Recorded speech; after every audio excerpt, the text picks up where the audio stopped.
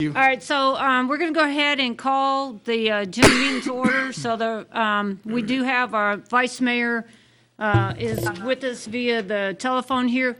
Glad you're back, Pat. I missed you. First time it's going to be the Pledge of Allegiance. So I pledge allegiance to the flag of the United States of America and to the republic for which it stands, one nation, under God, indivisible, with liberty and justice for all. Thank you. The next item this evening is going to be public comment, and I have one public comment. Mr. Ruiz, could you just state your name, your address, please? Larry Ruiz, 1906 McFarland, Indian Ridge.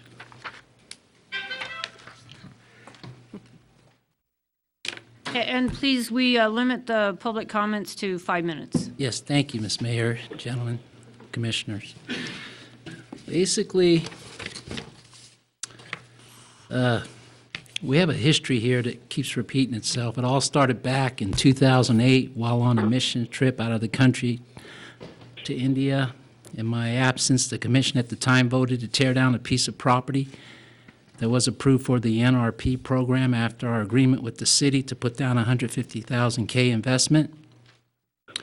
Our bank stepped in one day from the demolition ball, tearing it down. This was based on a former mayor that tried to destroy me and my family over a situation for a fundraiser with the Sundown Salute, as he was chairman at the time. 3 judges 3 years later threw the frivolous lawsuit out based on any money raised was written directly to Sundown Salute. Because of his abuse with power and his personal vendetta against me, this same individual done the same thing with another piece of property we own that was approved by the NRP as the building blueprints were submitted and presented to the commission. The project was given approval, a building permit granted. Again, history repeated itself while out of the country. Even though we had 8 months to complete the project, the commissioners voted to tear down a 4-plex apartment. The renovation was worth over $100,000, counting the property itself at the time it was renovated. A building permit was displayed plainly in the window to no avail as the building was demolished anyhow right before my wife and I, in the presence of a police officer who escorted me off the property that day. Today we have a similar situation that the city granted a building permit in March and has given us until August to take care of the needed repairs.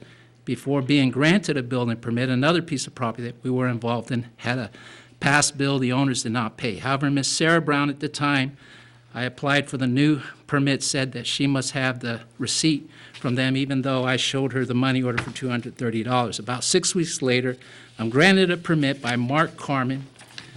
I have a copy of the permit. The building inspector was aware of this, and his secretary, Sarah Brown, told me that I could not go to Topeka to get a copy from them. It must go through their system in order for the city to issue a new permit. I then asked a fax copy if that would work. Again, I'm told it has to be mailed to them. So here we have a catch-20 where we were forced to stay in waiting mode. So tonight I'm requesting that the commission reconsider their position and stay any condemnation proceedings based on new information. The permit was issued 2/28 by Mr. Mark Carmen, who's not here this evening. Let's see, the city sold us the permit, number one. The city tears down the structure. They have nobody to pay for it because there is no owner, except for myself, but I don't have the legal paperwork yet. And then we were never served a letter. We then lose our investment, and we end up with another empty lot. Please reconsider your position. Thank you, sir. Thank you. Next item on the agenda this evening is the consent agenda.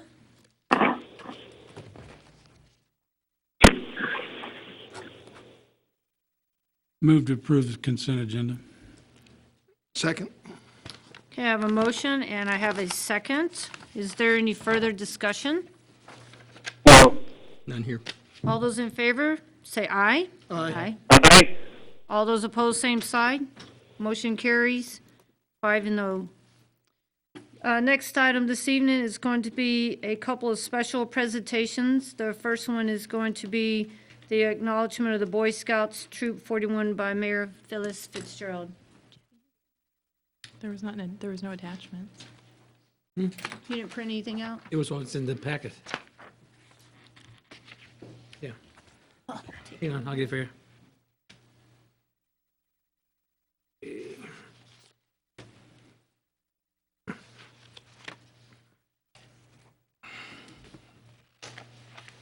I can read off of mine. Okay, now I can get it right here. Boy Scouts, if y'all want to come up.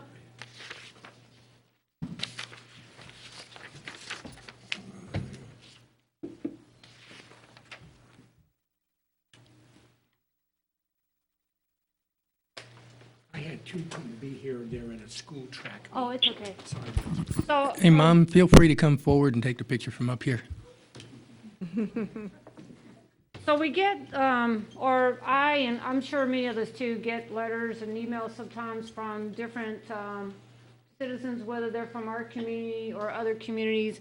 And I received a letter, well, email real recently, and I just want to read y'all a portion of it because to me, what the Boy Scouts as well as other organizations within our community, they really do a lot for the community. They're being good scouts, good citizens, and making a difference. So I'm just going to read a little bit of the clip from that, okay? So it says, Dear Mayor, just wanted to let you know what great Boy Scouts I have. I took 5 of my scouts this weekend down to Corvera Scout Ranch from Corvera Council out of Wichita for a class on wilderness first aid. There they met a scout who was alone taking a course. You can see from his mom what they did. I changed the lone scout's name for privacy. In a world where doing the right thing doesn't come easy, the importance of Boy Scouts is more important than ever before. Dear Dr. Hill, Ken really enjoyed the WFA course, and it sounds like he got a lot out of it. He told all sorts of things he learned all the way home. Also, I would like to thank Troop 41's Boy Scouts and leader for adopting Kendrick this weekend. This was the very first thing he told me when I picked him up today. It was clearly a highlight of the experience for him. A scout named Cameron reached out to him immediately on Saturday, and upon learning he was there on his own, said, "Get over here." And the rest of the scouts from Troop 41 also welcomed him into their group for the rest of the weekend. Ken has Asperger's syndrome or autism, and because of the related social changes, his social interactions can be awkward because he has difficulty reading social cues, often has difficulty being accepted and included by peers. You cannot imagine how touched I am, on the verge of tears, and I'm not the weepy type, by the kindness and inclusiveness of these wonderful young men and their leader. And I hope you can forward this to them from me. I want these young men to know that they are appreciated. Their actions are exactly what all scouts should aspire to do. So thank you, Dennis M., who is the lone scout's mom. So thank you guys for being good scouts and including everybody in.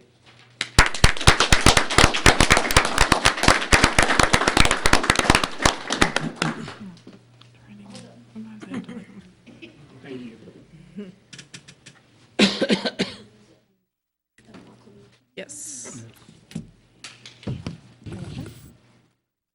So the next item this evening is going to be the proclamation for the Peace Officers Memorial Day and Police Weekend. Chief, did you want to come up, Chief Breesy? Yes, he does. Yes, he does. I think he was comfortable. Okay, never mind, just stay back there. I believe it said on the, It's probably going to ask you for my code.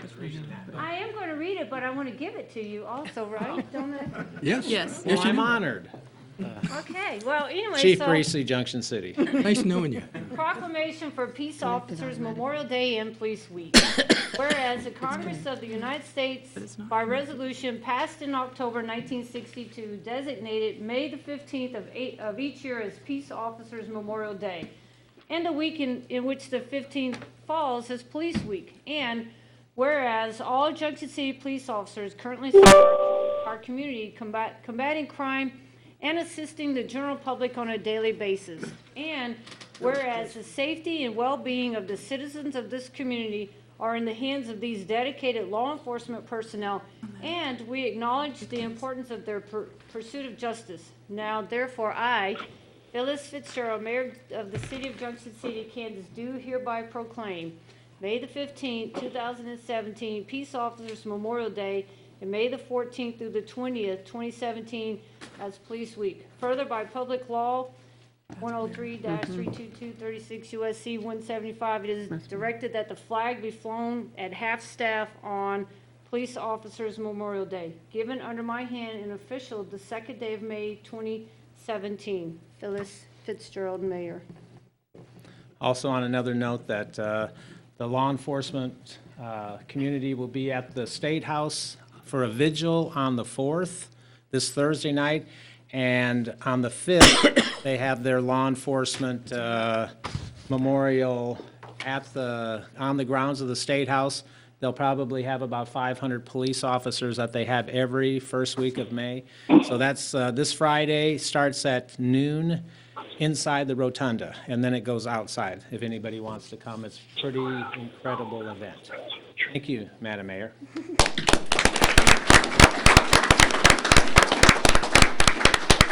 Better frame that thing up, put it in that police department, so we can see when we walk in.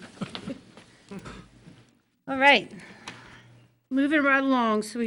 All right, the next item this evening is going to be appointments, and the first item is going to be the reappointment of Ms. Paquette to the 8th Judicial Community Corrections Advisory Board to a term expiring April 30th of 2020, and also Brad Clark, since this letter was written on Friday, Brad said he's on the board, was going off, but since he's president, he will stay on till the end of his term, October 31, I believe. So we reappoint him from now to October 31, and it can be done in one motion. Okay. Individual, right? Individual One motion for both. One motion, okay. To reappoint to 2020. Second. Okay, I have a motion and a second. Is there any further discussion? None here. All those in favor say aye. Aye. Those opposed, same sign. Motion carries 5-0. Next item this evening is under new business, and the first item up is going to be the consideration to award the demolition of 639 West 14th Street bid to Glessner Dirt Contracting in the amount of $3,950. And I'd be happy to answer any questions if you have any tonight.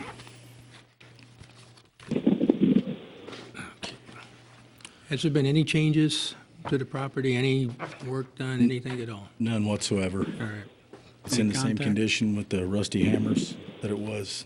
And you said months no ago. contact too? Nobody? None by the actual owner, no.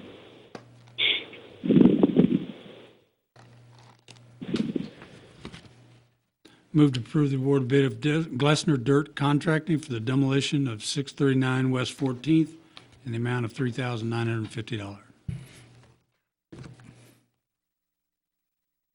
Second.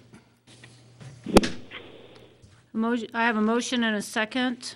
Is there any further discussion? None. All those in favor say aye. Aye. Those opposed, same sign. 5-0. Next item this evening is going to be the consideration to award the demolition of 1023 West 8th Street bid to Pearson Excavating in the amount of $3,750. Is it connecting to me? Again, I'm sure that you have questions on this one. I'd be glad to answer them and give you some more background. And this whole process started in September, correct? Yes, it did. I wanted to bring that up. I'm glad you did. It started in September, and a permit was not actually issued or applied for until the 1st of February. It was then the permit was granted on, I believe, the 28th, which I can't prevent anybody from applying for a building permit because I broke this last time I did that. Do it. Most people that intend on fixing their property do apply for permits, but we've only had 22 years of me doing this, about 4 that applied for permits and didn't complete or meet the deadline given by the commission to do so. So we did start in September, and it's gone on for quite a while. And so you had September, October, November, December, January, February before he applied for a building permit. And I've also found out in the meantime, Mr. Ruiz did try to purchase, or says he purchases at the tax sale. Mr. Dinkle and I both, or Mr. Dinkle got an email, and it's the same thing that I asked. How come Mr. Ruiz, if he bought the property, couldn't acquire the deed to the property? And there was some legal questions from the county prosecutor, well, he was county prosecutor, Steve Opat. Now he's in a different, County counselor, excuse me. he's in a different county counselor. He's in a different capacity now with this county, but he still is there. And that's who we called to ask about the Mr. Dinkle emailed him and got a reply back. And it's not clear. From the email that I read, Mr. Ruiz does not have a deed, can't get a deed because there's questions about him being able to. Katie can answer the question or Well, tell you better than I can. So I was copied on the email, and I sent a follow-up email that I haven't had a reply to yet, but the initial email back indicated that a sheriff's deed had not been issued to Mr. Ruiz, or a company that perhaps he owns that bought at the tax sale. There was some question as to whether he or his company was eligible to purchase the property at the tax sale, because apparently the property that was being foreclosed was titled in the name of another company owned by Mr. Ruiz, and there are statutes that say you can't buy your own property at a tax sale. So that legal issue is not completely resolved yet. It's really a legal issue between the county and Mr. Ruiz, because the county is the entity that conducts the tax sales, not the city. But he did confirm that no deed had been issued to Mr. Ruiz. What wasn't really completely answered in that dialogue was, why, or what have you concluded, or what's the county's position? We just simply don't know. Do we anticipate closure on that question? Well, I would think there would have to be closure one way or the other, Right. but what the timing of that will be, I don't know. I feel there's a couple of things that would have taken place that would have prevented any of this coming to us, and that's seeing some progress. There's been no progress. There's been very little progress. I'll make that correction. There's been some progress. If someone comes to me and tells me your house is going to be torn down because it's unsatisfactory, it's not the code, and you have 6-7 months to do something with it, there's not enough progress made. It's like we didn't care. I'm going to find a way if I'm worried about losing my house, and what I see here is I didn't see enough of a way to prevent us from not taking this house down. It's not safe. You can see the mold on the outside, which means there's mold on the inside. I didn't see enough work done. The one thing that kind of a little not understanding at this point, based on what you were just sharing with us, that y'all never have found the owner, but it could potentially be a company of Mr. Ruiz that owns it, and another company of his is trying to buy it. First of all, I'm going to defend Mark, that Mark notified, according to our process of following the law, he notified the owner of record. Owner of record he gets from the county registered deeds office or appraiser, however we did, but it's the recorded owner, and that's our requirement. Plus, we also do a public notice in the Yes. paper. So, as far as saying that Ms. Rez was not notified, Mark did exactly right on that one. I mean, he notified the owner of record. That's all you can do. We get that all the time, people changing addresses and everything else, and we notify or do what we have, the best record we can get.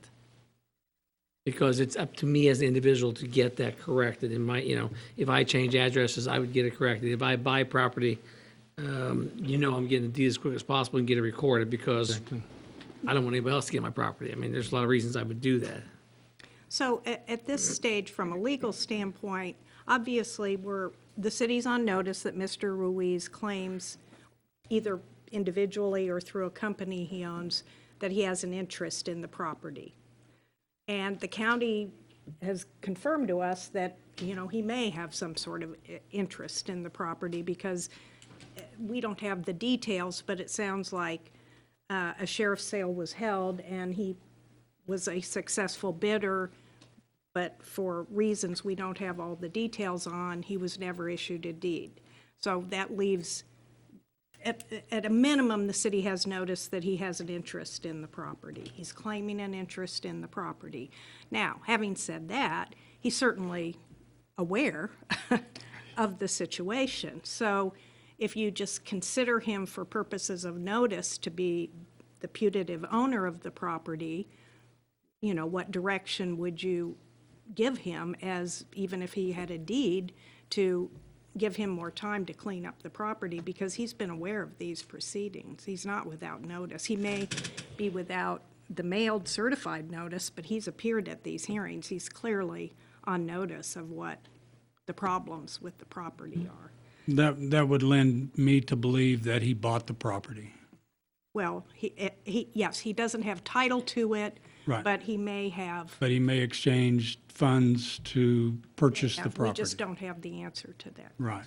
We need that ruling from the county still. Yeah, it's really, as I said, it's an issue between him and the county. But I would think that if we tabled this, we could have an opinion in a couple weeks for sure. Well, possibly we could, at least as to the county's position. Now, that wouldn't necessarily resolve the issue, because if Mr. Ruiz disagreed with their position, that he could file a quiet title suit, and it could be tied up in litigation. But again, the city wouldn't be a party to that, because the city doesn't have any, we're not in the chain of title. So separate and apart from that, you have the issue of what you want to do with this. Do you want to suspend it while that's worked out, or, you know, move ahead? That's really the legal issue. In my opinion, there's been a lot of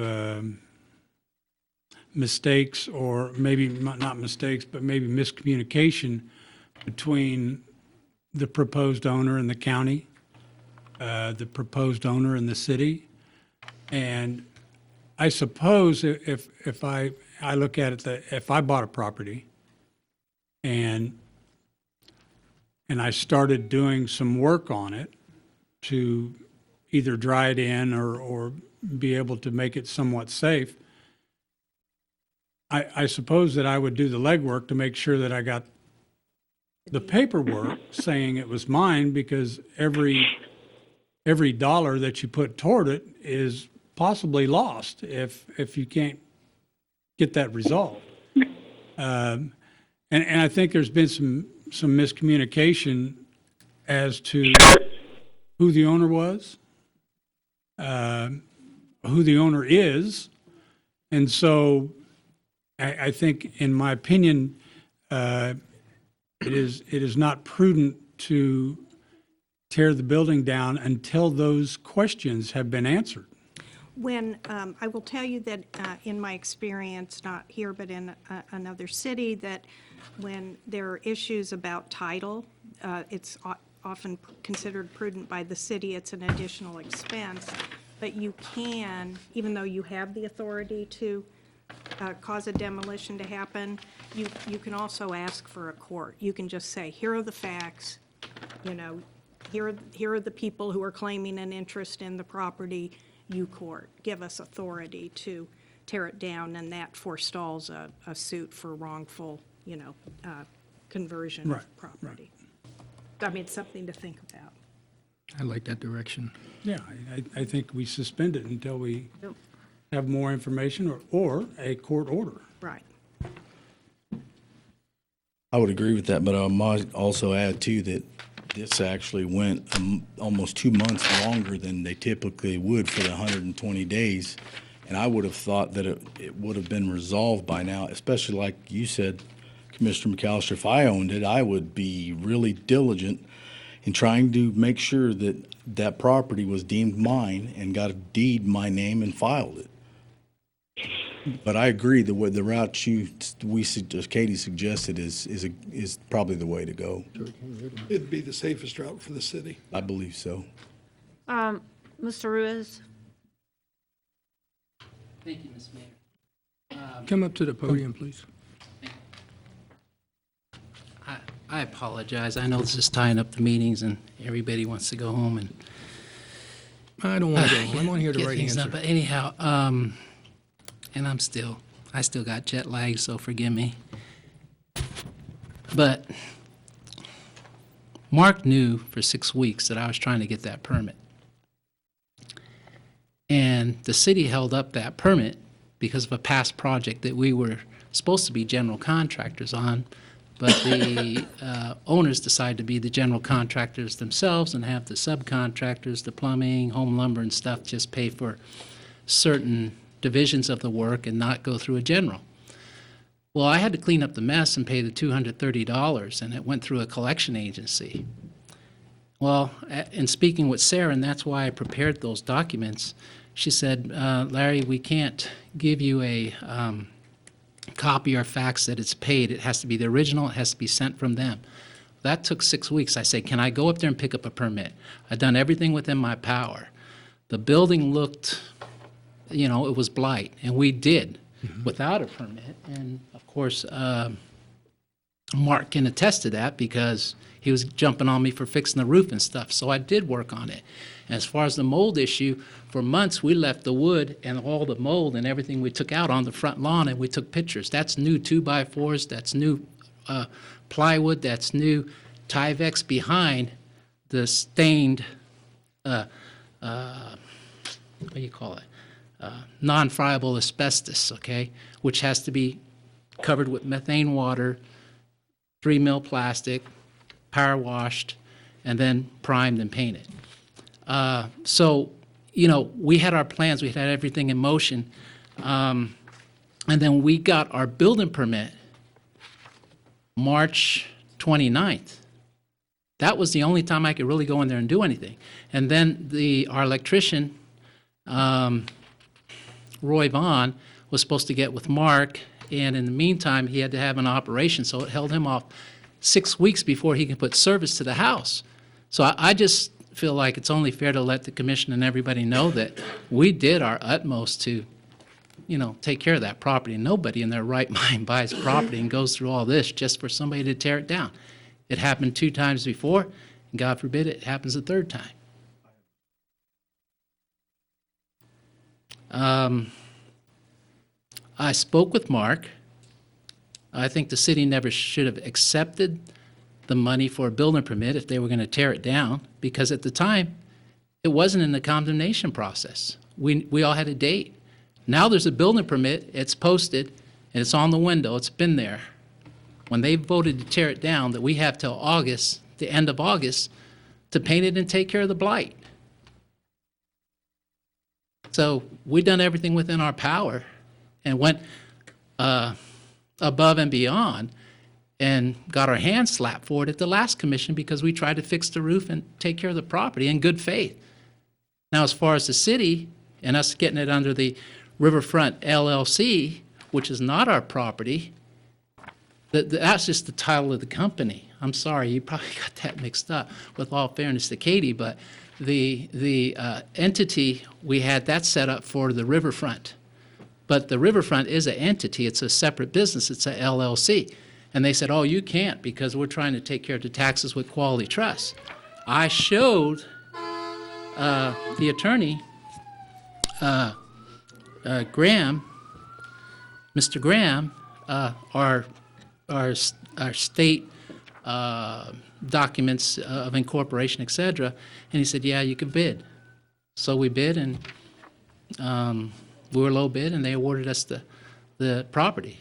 But no, I mean, I've been there, done that. And another thing, as far as the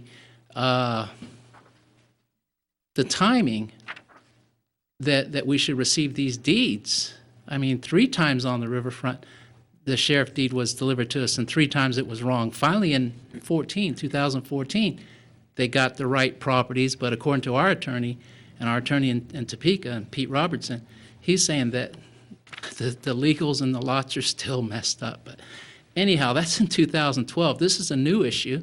It's still on the burner. I mean, it's on the back burner, but it wasn't even a year.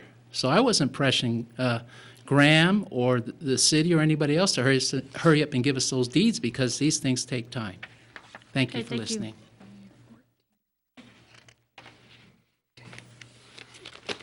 I made some phone calls to the gentleman listed on the permit and talked to Roy Vaughn last week, and Roy said he is not going to do this work at all The electrical work. until Roy Vaughn Electric, the electrician.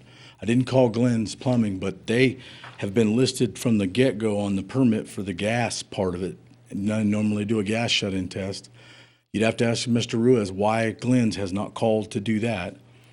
The electrical service is not going to get done until Mr. Ruiz and Roy get together because he said, I absolutely won't do it unless I have payment up front. He said, I'm not going to do it. The work that was done, I asked Larry the next day after I noticed the siding had been replaced, Larry told me he did all this work. I asked for those pictures then. I've asked for them one other time. I'd like to see him if he does have them of what he did, because I still would have to say that there's mold in those walls covered up. And I can't, on the building permit part, I cannot prevent somebody from applying for a building permit. But I don't know why I would wait 5 months into a project to apply for the permit. I didn't hold Mr. Ruiz up. He held himself up. All he had to do was take care of the matter with the collections, and he would have been able to, as long as we get that receipt back, and it's just the way we have to do it. We have to see that receipt in person. We waited. I couldn't issue the building permit could not be issued until he brought that receipt in our door.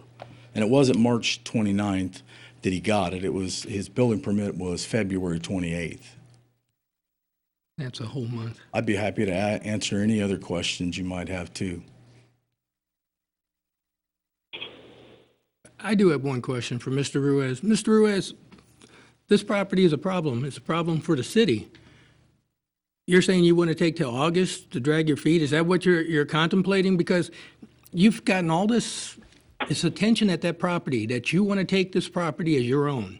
When you realize that this property has been out there since September 20th of 2016, you're willing to take this problem on, knowing that you got to react quickly. The one thing I haven't seen in the pictures that I have in front of me is not quickly. And the only thing that we can do quickly is we can demolish it and make it look real good. But if you're going to try and drag your feet until August, nobody in this city is going to stand up for you. There's a decision that we can make tonight to plan to do something, but your plans, if you're saying you've done work, I looked at the work that's here for those months of April and September, and I thought the one siding that may have been done, it's the same pictures from September. So from September to April, those pictures are exactly the same, and I see, the only thing I see is the roof got fixed and the stout pipe got pushed back up. You can tell me that you did some work, and that's all it is some work, but it's not satisfactory work for the amount of time that was given. I had a whole house built in 7 months. I would look the outside to be done, make the outside look good. We can care less about the inside, but the aesthetics from the outside need to be done. And very little, I even thought that door was new. That door is not new, it's the same one that was there in September. Answer your question. Come up to the podium, because I kind of, don't tap dance with me. I want want the to facts. answer all the questions. I want to be thorough and complete as possible.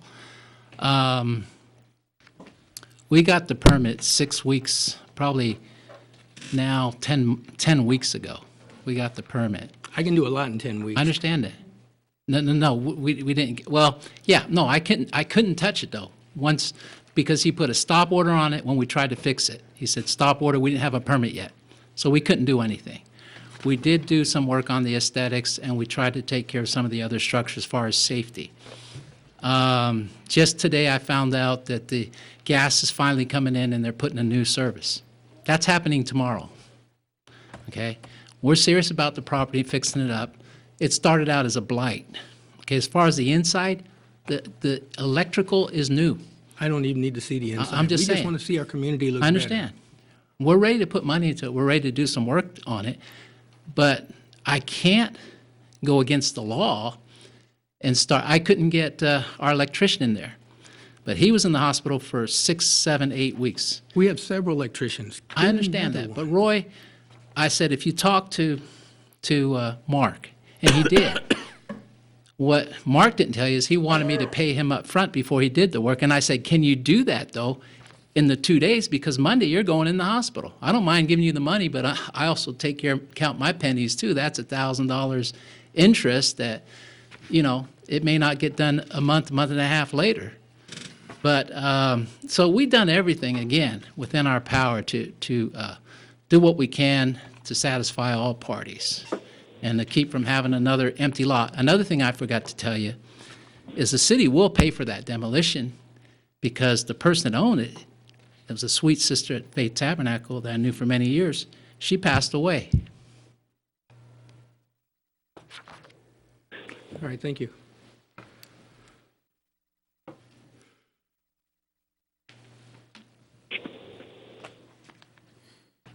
I still believe we have unresolved issues that we need to make sure that we get the county's stance on. Okay. And it would be my motion to table this until we have more information from the county. Okay, our bids are good for how long? 30 days? Typically.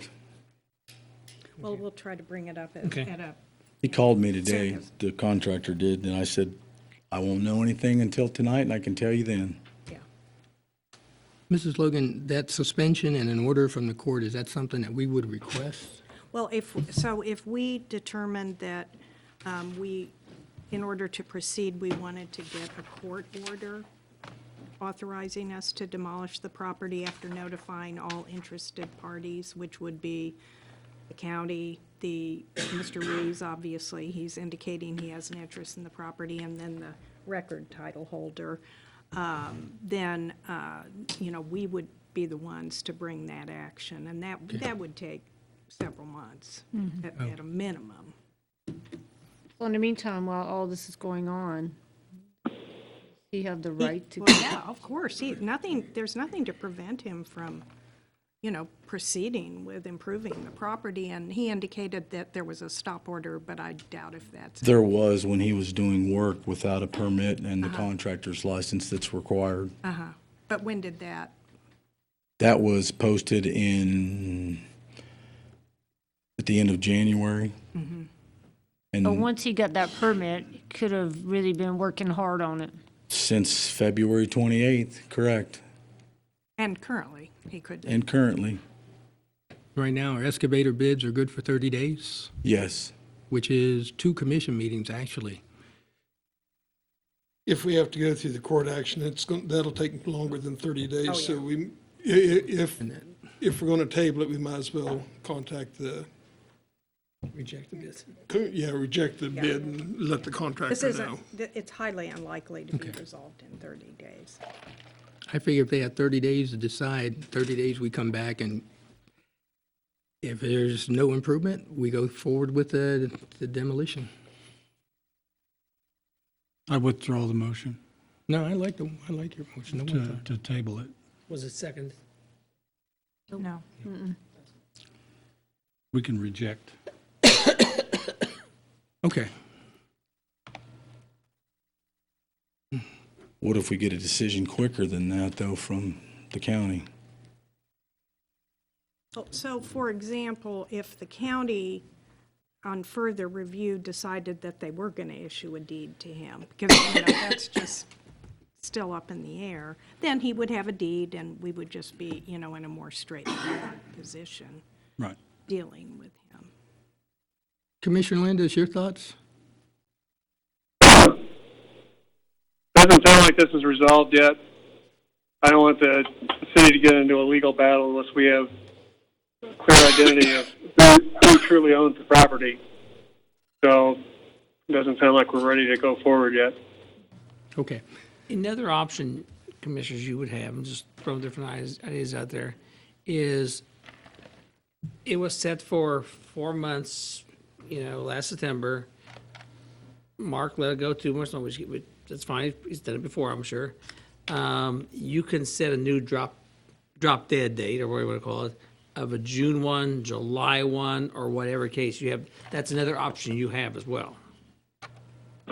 You can extend the Yeah. period of time for To- him to No later than, comply with Pick a date, yeah. the blight notice. yeah. I would also might add to this that I would like him to produce these pictures or take all that material off and Exactly. do it correctly if it, Right here, Mark.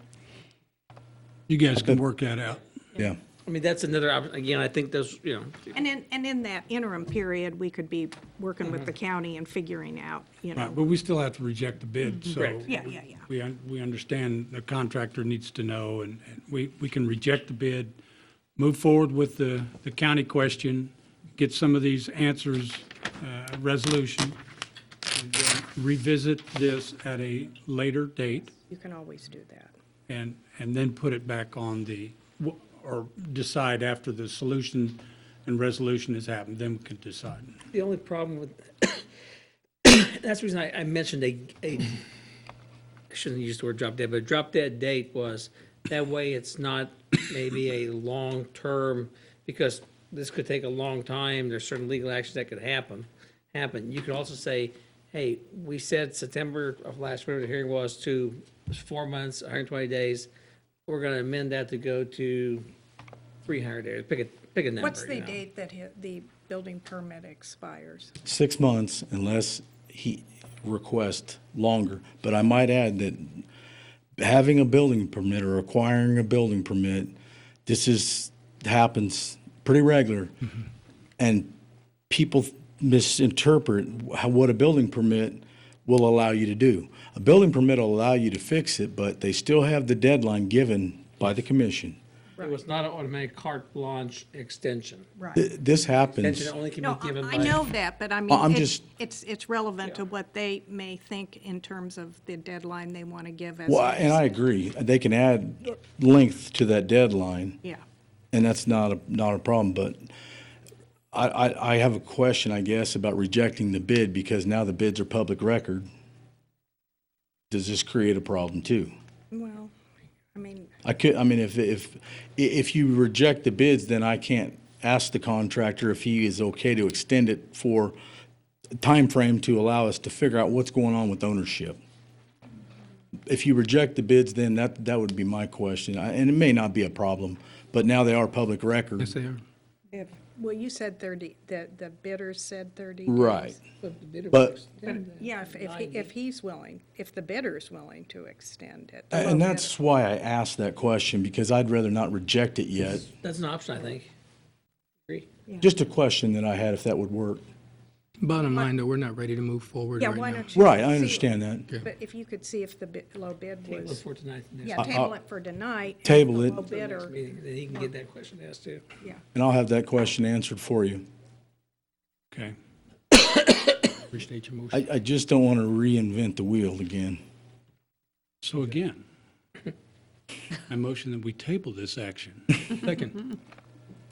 Bill, Until May 16th. Yeah, let's just table it till the next meeting and see where we are. That sounds like a good idea. Modify your motion. I second.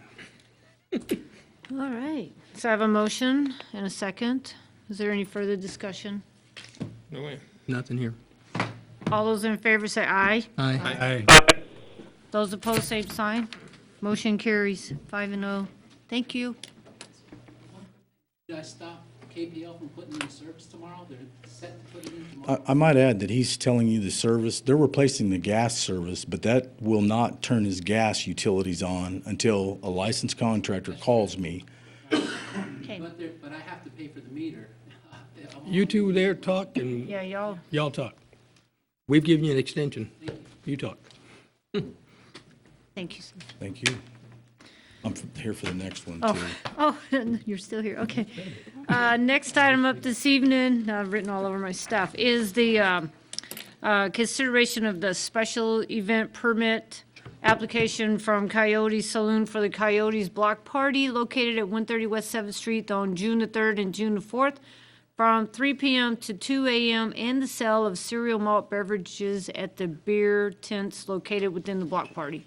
Mark.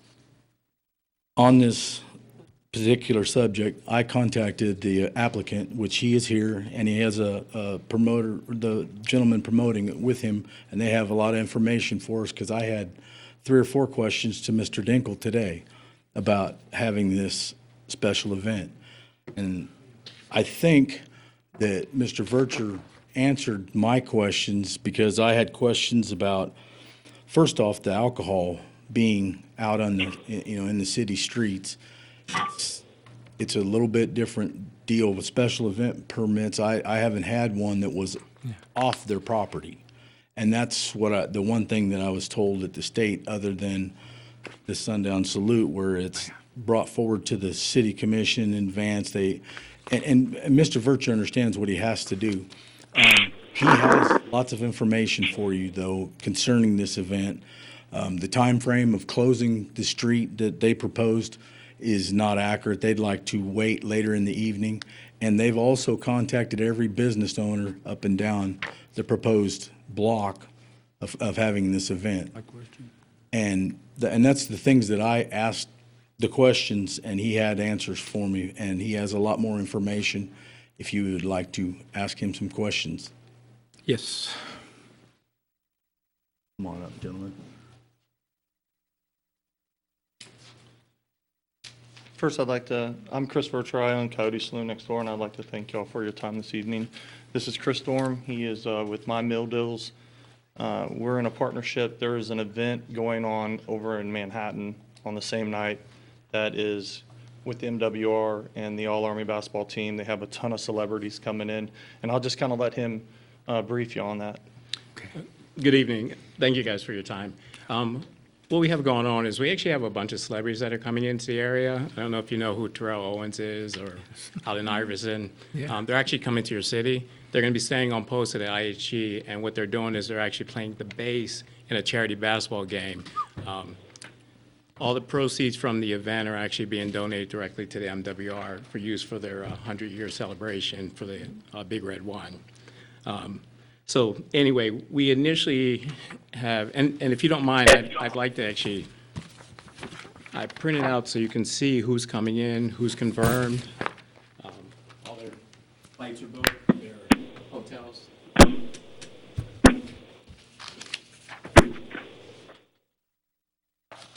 So one of the guys that's playing in it, his name is Sam Riddle. He opened up for Luke Bryant's last world tour.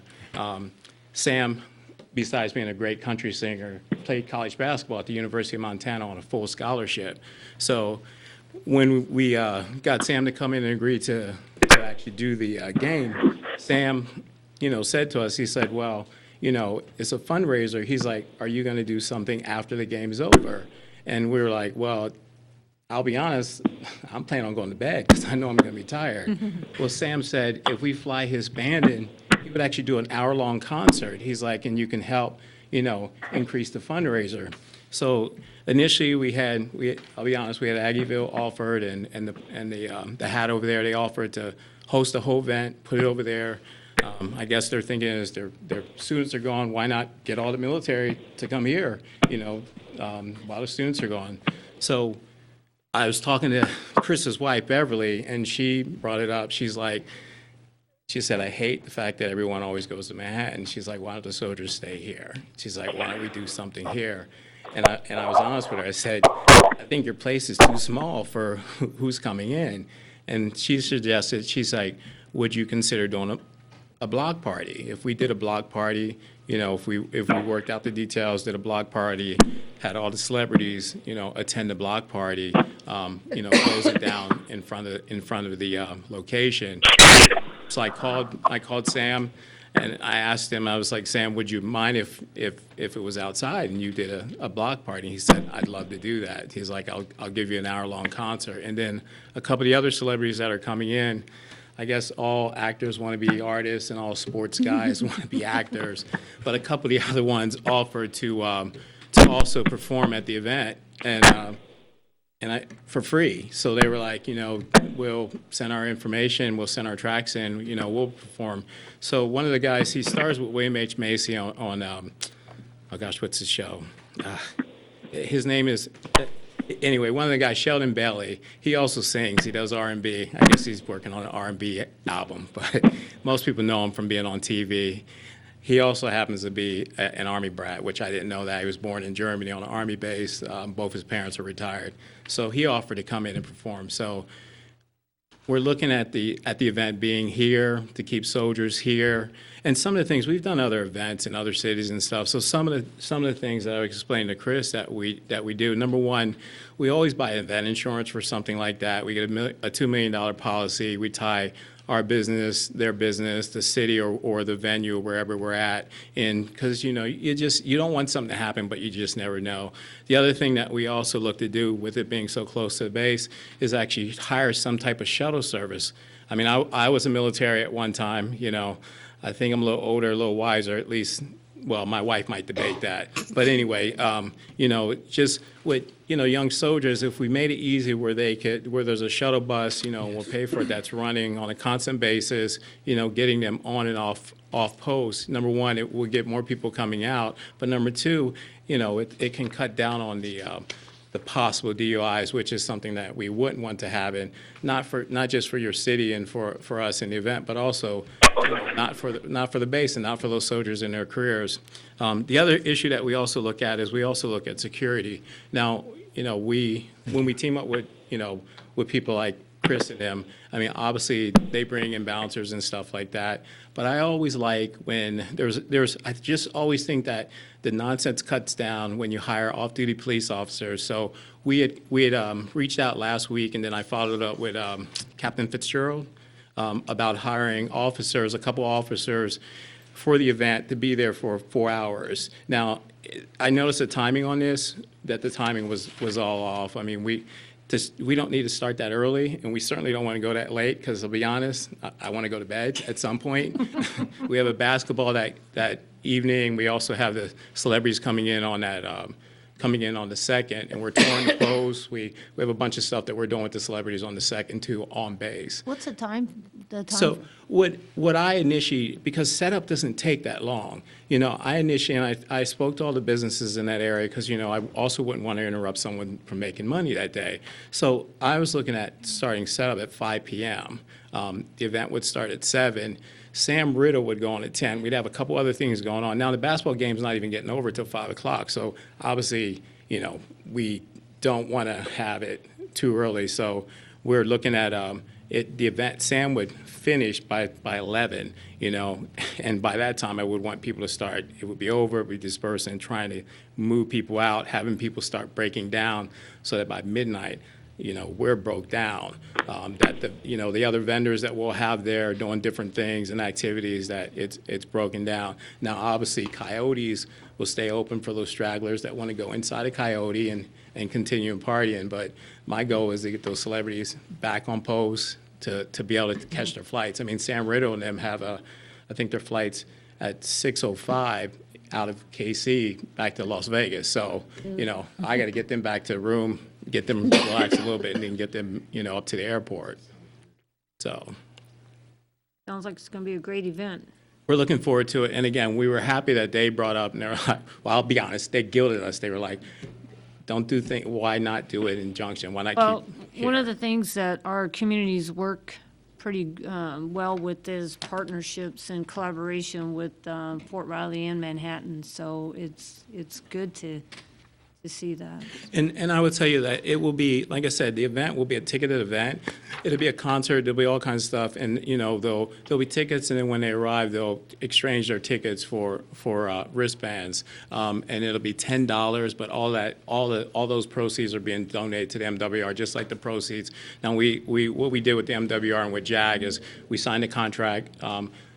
Letting them know we want to make a donation, because you always have to make sure you're covered and stuff. So we already signed a contract with JAG. So they're basically waiting for, whatever happens as far as like the donation and stuff, and we'll make the donation. We did this last year in Virginia to another, we actually did it in Virginia, in Petersburg, Virginia, and Richmond, Virginia, part of Fort Lee up there. And we were fortunate for the the place that we raised it for, the nonprofit, that we didn't do it directly for the base. We did it for a nonprofit up there that deals directly with Fort Lee, because Fort Lee's a trade-off, you know.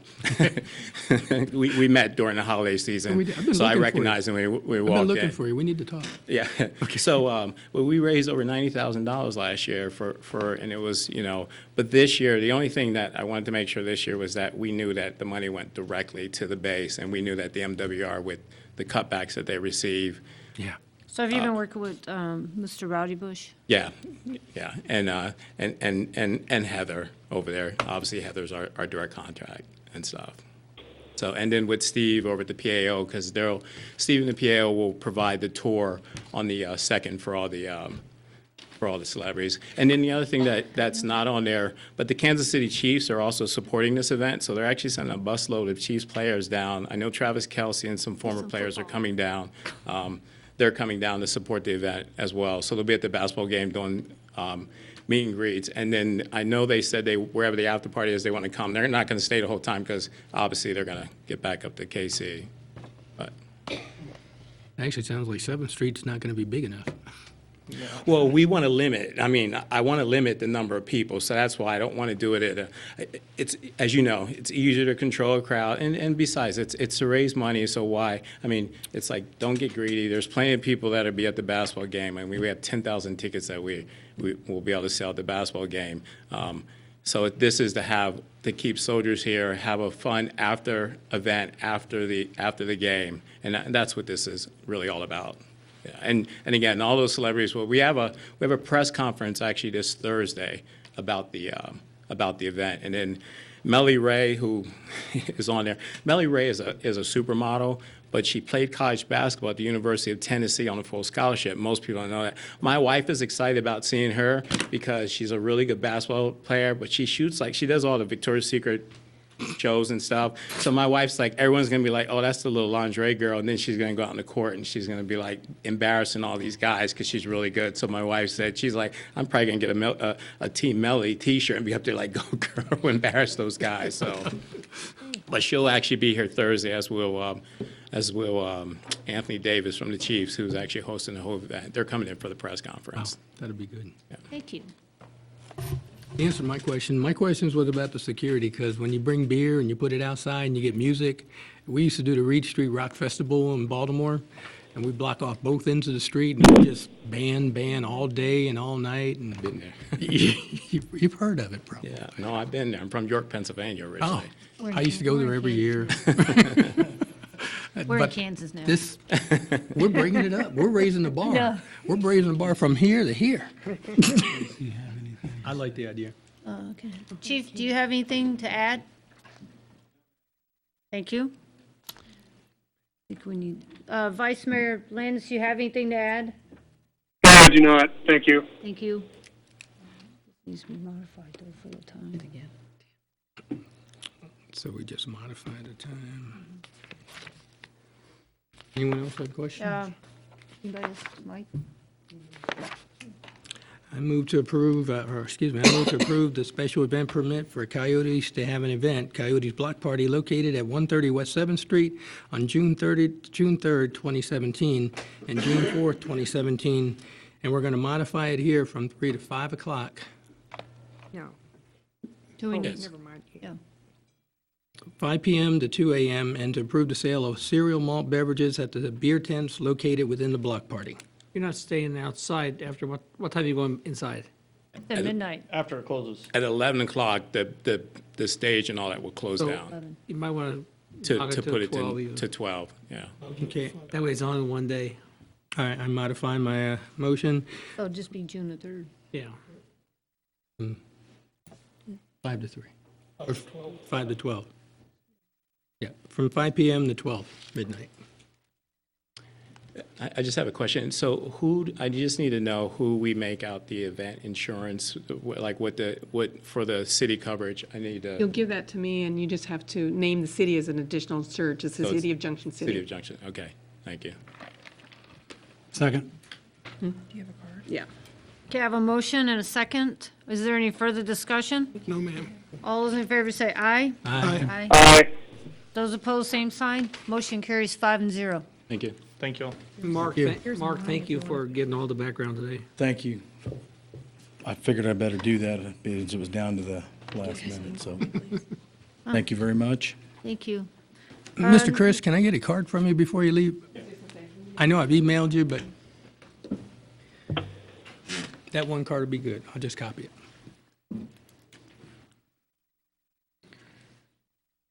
Next item up this evening is a consideration to give authority to the Kansas Department of Transportation to award the 8th Street pedestrian bike path contract and commit city funds for the project.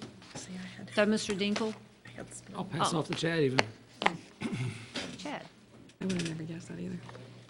Okay, thank you. We had bids come in on KDOT's bid opening on April 19th.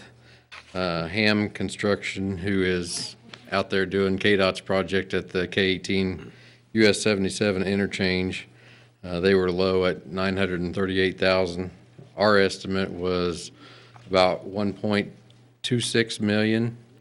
There were two other bidders that were like 1.4 and 1.5 million. So needless to say, the bid came in really good for us. Of course, they're right there with their equipment right there, so they kind of had an advantage over everybody else. But we'll take it. As far as the breakdown is concerned, KDOT's paying for the majority of that project, and they saved about $100,000 off of our estimate. The city saved about $125,000 off of our estimate as far as how the portions of funding break down. And this includes, so everybody's straight on this one here. When Chad designed, or Quad Valley designed the project, we incorporated lighting, pedestrian lighting, and this is from Rucker Road to Stone Ridge. Is that the name of the street? It'll go from Rucker Road to the new on-ramp for northbound K-18. So you'll get up to that on-ramp, and then there'll be some lighting that KDOT does as part of the interchange project. So you'll have lights all the way to and through the interchange by the time it's all done. Then the other piece, which I mentioned in my note on the packet, The bridge too? Do what? Covering the bridge too? There won't be any actually on the bridge itself, but they will have a light that is at each of the ramp terminal intersections, and then they'll also have tower lighting on down 77 so that you can see to get on and off. so from the bridge west to Spring Valley Road, that's being done by KDOT. I mean, that was KDOT. The actual And the city- concrete trail. And the city contributed money towards that. Right. That, however, KDOT did not incorporate any. Yeah, they weren't willing to contribute on the lighting, so once their project is done and there's a concrete trail out there, then the city will have to do a project If we want to light. if we want lights out there, which we've always talked about that, we would want to do when the time came. Do a project, put a bid package together and bid it out and have somebody go out there and install the lights and the wiring so that we have the consistent theme all the way from Rucker to Spring Valley Road. And on this project, you notice it's, we're 20%, and we have to pay $214,000 by June, whatever day it was. Call Valley is going to do the inspection engineering, or construction engineering. However, they'll be paid by KDOT and not by us, because KDOT's paying for 80% of their costs. Your portion of the inspection and testing is in this $214,000. Right. Yeah, it's all So in there. when you pay this, you're done We're with done completely. construction and inspection and You testing. won't, and we will not be paying Call Valley in this case, KDOT will be. Right, yep. Just make sure. Our contract for inspection and testing is with KDOT. And Ham's contract is obviously with KDOT, so. Right. I have one question on the lighting that's going to be put on the trail. Just thinking back to the lighting down around Chestnut that are so costly and hard to come by and everything, what kind of situation is the lighting going to be on the trail? Is it going to be lighting poles and stuff that's not going to be hard to get later and costly and? No, we talked to Ray and Ed ahead of time to try and get something that was a little easier to get replacement parts for. I Know what I'm mean, talking- eventually somebody's going to hit one of them. That's just the nature of the beast. But yeah, it's more like, as far as how they look, they're more like what's around the Riverwalk Landing. So, yeah, the ones on Chestnut Street were special design that the city had done after that KDOT project that it sounds like you guys have had a hard time getting parts and pieces for. So Are the lights going to be on the south side of the trail or the north side? the lights will be on the north side of the trail. Yeah, they'll be, like, they're 3 feet off the edge. The trail's 10 foot wide. So, Does this project include the work what we're doing at Rucker? yes. That's all included in, Yes. rolled is in there too? There's a sight distance problem at Rucker with that cliff that's there to the west of that intersection. So we needed material for this project anyway. We were short on earthwork. So we're taking that mountain, taking a good chunk of it down and cutting it back away from that intersection so you'll be able to see a lot better. And then we're also doing a reconfiguration of that intersection to make it wider. And we're adding a piece of median that's actually curbed and will be painted yellow, because people who are coming from the east have a tendency to make that right turn a lot faster than they probably should be. And usually there's nobody sitting there, and so they can swing over into that other lane, but it That's may all- take some people a little while That's to all get part of used to this that. project, right? Right, but that's all part of this project. The other thing on the lighting bases is we're using the exact same bases that is in the downtown area and Heritage Park and several of the city parking lots. That way, it's the same pieces and parts that you guys are ordering to replace in other areas that you own lighting. So Thank you. that was Ray's idea. Good idea. Good idea, Ray. Got 2 thumbs. There it is. Right. That answered my questions. That was good. And the approximate cost for lighting, that was in there, it's No. 130? That's not part of this. That's not This part of it. tonight is only the 214,000. Okay. And this is east side of 77. Okay. West side of 77. Be a Chad separate later this summer will come up with bid packages and estimates and everything else. And before we bid it out, we'll have estimates so we can discuss it then. Keep them separate. Okay. This is really great news to have a much lower cost on building the trail itself than we even planned on. And I think that's going to help fund the lighting for this area, which I've been concerned about for a while. You know, where's this extra money going to come from? And now with the lower bid, I mean, it's makes things easier. Timing-wise, if we can catch it to where we can get a bid package out and advertised while the subcontractor is out there trying to do the lights for this portion of the project, we probably get a pretty good price on the other one just Will by KDOT be far enough along that being west? strategic. Will Hams be far enough along on the west side? Well, we'll know. Well, I mean, Yeah. you know, they're not going to progress so fast that we don't see it coming, so we just have to position ourselves so that we're ready to advertise the project. Do you know the estimated time for this portion of that path to be done? Well, KDOT gave them a latest start date of like September 9th. I haven't heard yet when they want to start. It's a 105 calendar day or working day contract. So I would expect that it's probably going to be completed sometime around December. But we also thought that the K-18 interchange project was going to be done about then, but thanks to the rain and other circumstances, that project's not moving along as quickly as was anticipated, so. Thank you.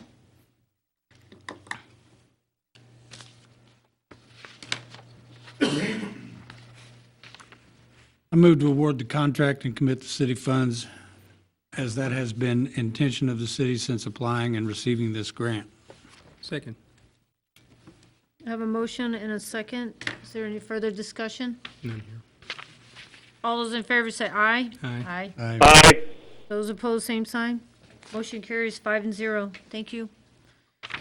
Next item up this evening is going to be the consideration to support Live Well Gary County's application for a Pathways to a Healthy Kansas grant. Madam Mayor, Thank you, sir. the Livermore Geary County has asked us to do a letter, which I've written, and I'd like to have authority for the mayor and myself to sign it. They're applying for a $100,000 grant, and once they get it, there's an additional, and that's a competitive grant. After that, though, there's an additional $400,000 available that's not competitive, as they move through the projects and do their whole things with, and Commissioner Ryan probably tell you more about what they're going to be doing, all the different projects, but they applied last year, didn't get funded. I think they have a good chance this year. One of the things, and that's what we tried to show in the letter, was, are you grant ready? And I think they're showing that they have the organization in place. You know, as you notice in the letter, I put stuff in like, we are trying to address living well in Geary County issues with walking trails and the things we've done as well. So, you know, I think it's a grant. If they get it, it puts a lot of more emphasis on what they've been trying to do. The first $100,000 is to set up all the plans and to be sure that all the partners are in place. The $400,000 that is available over the next 3 years is going to be split up amongst our partners that are listed in the grant, who are going to be doing different aspects of the grant project. And if I start getting deep into weeds, we'll be here all night. Yes. They cover stuff like, I mean, I like it. They cover stuff like restaurants to grocery stores to exercise. I mean, it's the full gamut. I think it's a great. Even to bicycle trails, That's nice. you know, bicycle pathways, you know. It's everything from trying to be sure that you have quality food, healthy food in different venues, so it's closer to people, and places where you can exercise. Smoking cessation is probably going to be a portion of it. Good. No, that's not probably, will be. Will be. But, yeah, there's a lot of different aspects that are going to be touched, and it'll get the ball rolling. With this grant won't finish and fix everything, but it'll get a start in the right direction and to give us something to build on to go forward. Jared's the right guy to have on that, though. He knows that bike path stuff really well. Yes. He does. I ride the bike, too. I'm gonna get one of them generated ones, like for older people like me, you push it and it goes. On the wheelchair. That's you. I'm getting It has two a wheels. throttle. That does have two wheels, though. I recommend the support of the grant by approving the mayor and the city manager to sign and submit a letter of support for the grant application on behalf of Junction City. Second. I have a motion and a second. Any further discussion? Nothing here. All those in favor say aye. Aye. Motion carries 5-0. Thank you. Next item up this evening is going to be the consideration of resolution number R2823, lease purchase agreement with U.S. Bancorp for public works equipment. We had approved the award of bid to this institution, and we had seen the resolution necessary and the award of bids. Now we're at the final signing of the documents. The actual makes the commitment. You have a resolution to sign and authorize the mayor to sign the documents as presented.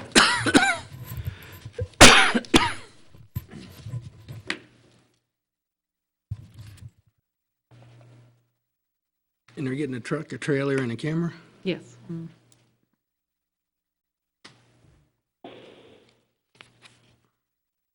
Recommend the approval of Resolution 2823 for approval of a lease purchase agreement with U.S. Bancorp. Second. I have a motion and a second. Is there any further discussion? Not here. All those in favor say aye. Aye. Aye. Those opposed, same sign. Motion carries 5-0. Next item this evening is going to be to consider the final plat of the McDonald's addition to Junction City concerning the land located at 416 West 6th Street. Mr. You're out. Madam Mayor and Commissioners, Commissioner Landis, it's good to hear your voice rather than vicariously through your doctor. Yep, I'm glad to be back. And Madam Mayor and Commissioners, this is the request from McDonald's Corporation. There's actually two parts of this. In January, the Planning Commission held a review of the proposed plat. The main issue is that in the replatting of all the land that McDonald's owns on 6th Street, which includes all the lots that face 6th Street plus all the ones that face 7th Street, primarily what the purpose of this, besides putting it all into one parcel, was to also vacate the alley that goes through from Madison to Jackson. Would be retained as a utility easement, but no travel access would be allowed through this vacation process. The Planning Commission's recommendation at the January meeting was to approve the request conditioned upon language being placed on the face of the plat that would allow, because we would be retaining alleys with travel access from both Madison and Jackson, for traffic to be able to get into from either direction onto McDonald's parking lot and then move north or south to 6th or 7th Street.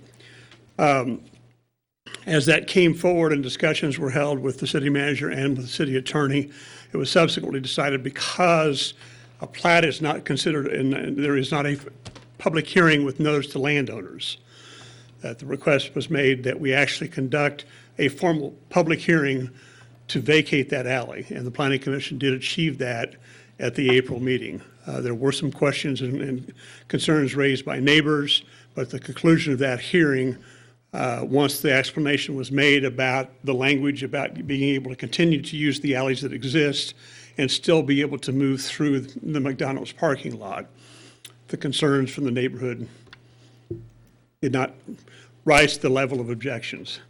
So the recommendation of the Planning Commission was to accept the plat, thereby vacating the alley for traffic purposes.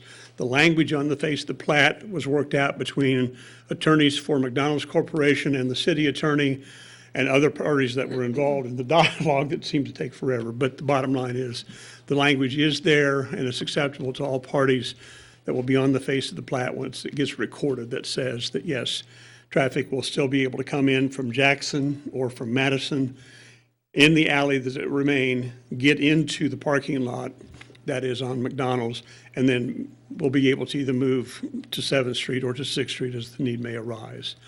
I think we gave you a copy of the latest proposed layout of what McDonald's envisions, what they're doing. In short, the existing building will be torn down and razed to the ground.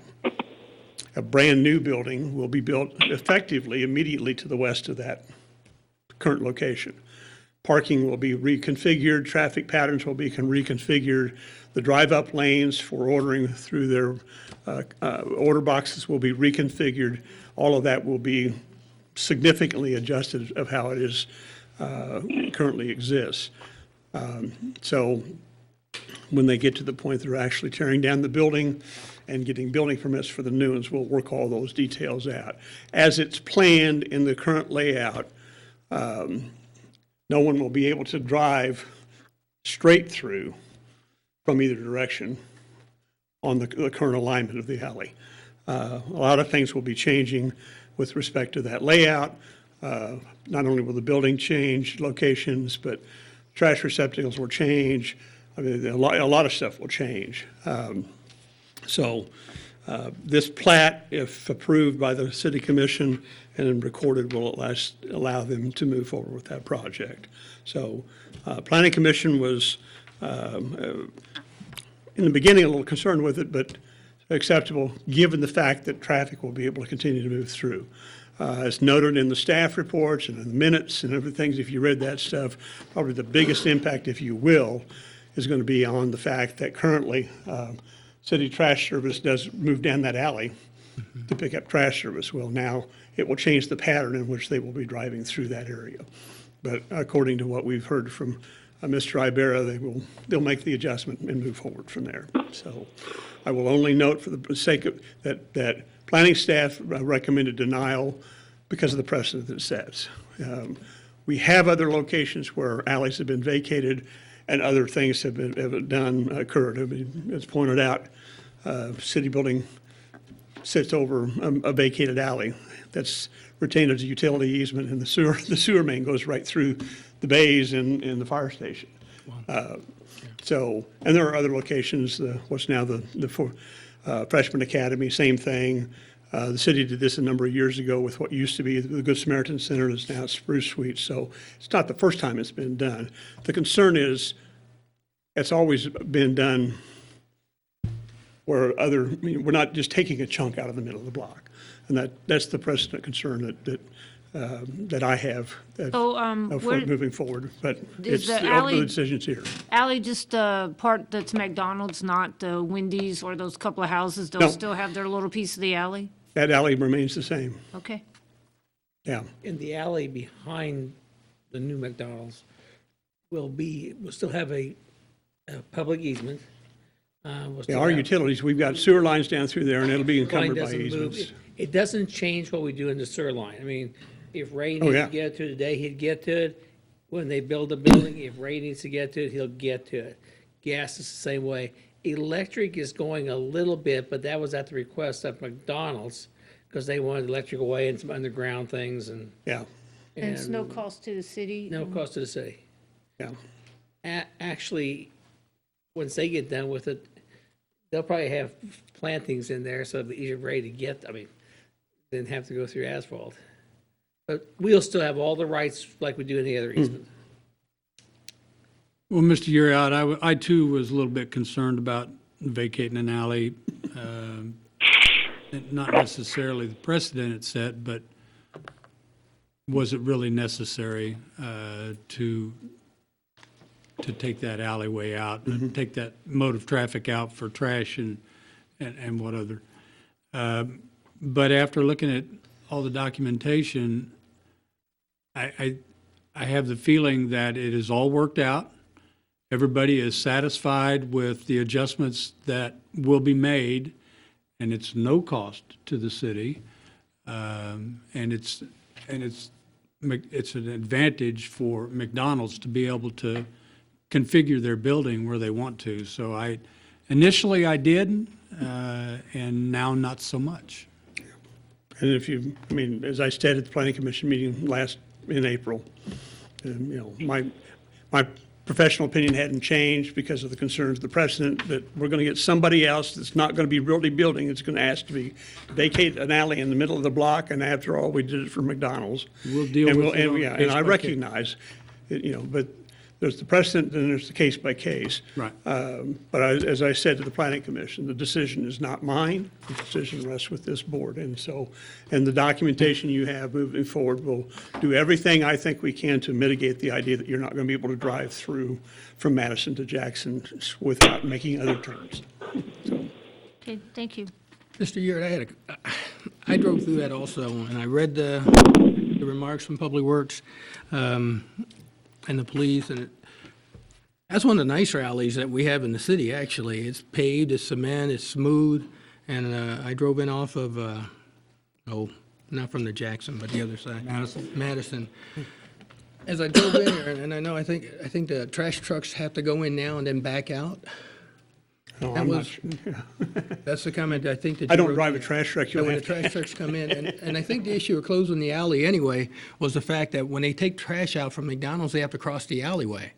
And that's, it's a little bit of a dangerous thing, I think, when the people working there, I think that's the way I looked at it, that whenever they take the trash out from inside, they have to cross the alleyway, which is like a semi-roadway. And so I could see them blocking the alley, but our trucks are big, and I don't see them driving in and back out. If they moved the building over, and I think we had access that came through and went through their portion of the parking lot, which would not really block the alley, but make it a throughway, I think would be better for everyone, but that's just one person's opinion. And, trucks, they back up all the time, but your guys do a lot of trash every day. And The only trash service we have on. Ray. The only trash, Commissioner Sands, the only trash service we have on Jackson side would be the one home Clarence Mayhew owns. It's a special pickup, it's handicap assisted, so we'll just pull in that parking lot, grab it, then we'll go down 7th Street, make the turn on Madison, we'll turn in the alley into Madison, then we'll back up and grab the two other homes and then the one business right there. Okay. I was thinking about it. When I saw the police didn't have an issue with it and the fire department doesn't have an issue, it's kind of hard to fight that. trucks are big, and those guys drive a lot. They try to go forward as much as possible, but if you're going forward and back, even though it's just 3 trash services, that's still a little bit more. They keep a full day, a full week's worth. But if you don't have an issue with it, I guess I don't have an issue with it. All right. Commissioner I think Lance? one thing that's kind of getting lost in some of this too is that I don't know that everybody knows that there used to be a lot of accidents between 6th and 7th Street on both ends of that McDonald's. And by creating only one access point just off of 6th Street, that should simplify things considerably and hopefully increase the safety in that area. And I think it's also something that we need to celebrate, that a business wants to expand in Junction City. Exactly. It's been here a long time and does a great job. So I think these are two big key factors we need to consider as well. Absolutely. All right, let's see what we got here. You got it? I would make the motion to approve the final plat of the McDonald's addition to Junction City, Kansas, as presented, and that Second. the mayor and city clerk be authorized to sign the plat. I have a motion and a second. Is there any further discussion? None here. All those in favor say aye. Aye. Aye. Those opposed, same sign. Carries, motion carries 5-0. Thank you. Next item up this evening is going to be the consideration of ordinance number S 3187, the recommendation of the Metropolitan Planning Commission to adopt and approve the 2017 comprehensive plan for the city of Junction City and Gary County. Mr. Urelt. Madam Mayor, at the request of the governing body and as well as the county commissioners, the planning commission held another public hearing on the comprehensive plan. No change within the existing document. However, we did have a presentation from the MPO concerning a request to add as an addendum a larger bicycle master plan for Junction City. The MPO, coupled with issues that are happening with KDOT and some other funding sources, have encouraged the community through the MPO, communities through the MPO to address in greater detail not only a regional bicycle master plan, but also one substantively for both Manhattan and for Junction City. The MPO staff provided the documentation on that. The only real change over what we talked about was that their map enlarged an area for consideration than what we had originally had in the plan. And then they provided samples of the signage issues and some other things that just helps explain in a little more detail and provided a little more language about it. What the Planning Commission's recommendation was to, and they did adopt a follow-up resolution to that effect. Again, recommending the adoption and adopting the plan, adding the bicycle master plan as continuing to morph, if you will, through the MPO so that the MPO's ultimate plan, that not only for the city of Junction City, but the entire region, because it will reach beyond Junction City. The plan idea, the idea is, try to find and create a trail between here and Manhattan and beyond. MPO, as a sidebar note, it's expanding out actually, and now we'll go through the process very soon to reach out and include Wamego on all 24 highway on Wamego. So I can see this expanding even further to the east. But the Planning Commission is recommending the ordinances that's prepared will, if approved, will do that. I will note, once it is adopted by not only this governing body and hopefully the county commissioners, the cover page will be changed to put a date of it, of adoption as effective in 2017. The acknowledgements page will be updated completely, and within the document itself, we will add copies of the adopting documents from both this governing body and the county commissioners as part of the final printed document. So beyond that, the other documentation you've received, I think, gives you the information that the Planning Commission evaluated and discussed. So, and the only new material had to do with the bicycle master plan. My two thoughts on it: one, I would like to have seen or gotten a copy of what the final product is going to look like. Of the final what now? what the final plan is going to look like. And also, Except for the cover page and the acknowledgement. I kind of also feel too, it's almost 4 years in the making, and I'm just going to mention this one more time, because I mentioned it before. When I reviewed it, things that I thought were important to be updated in the plan didn't get updated. And it may not be as important as the bike trails or anything like that, but I feel like there's pieces of it to me that are still outdated. Well, and as I said, and we talked about this at the Planning Commission, of some of the stuff that had been identified, with respect to every one of the operations, not only just the police department, but the fire department and everything else, all that was written by the departments, not by the consultant and not by us. So that was what they provided and felt it was important. And, you know, when you get into details of everything that's done, I mean, there was discussions about things like the 911 center, because it's a joint thing between, it may be housed in the police department, but it's a joint funded between city and county. I mean, a lot of issues like that. And the concern was, there had been, part of the delay was because every time we get close to saying, okay, we're ready to move forward to adoption, somebody else would come in with, well, I want this changed, and I want this changed, or I think this needs to be changed. And we went through about 8 edits before we even got to the point that we provided the draft documents you got last fall. So, and in all honesty, if the plan's adopted now, I can guarantee you within a year, there's going to be other changes, and that's why the annual update occurs. Again, that's up to the governing body, what you want to do. So we paid a consultant to write this plan up? The city paid half the cost, the county paid half the cost. Okay. I don't know how the quality control works on that, and I don't know how many times you can go back to the consultant to make changes or suggestions. There's a there's a sunset at some point. Yes. But the first draft I read, and then the subsequent draft after that, and believe me, it's a tough read. But it lacked the professionalism that I thought somebody providing a product to the city and the county should have had, regardless of how that plays out after 4 years. I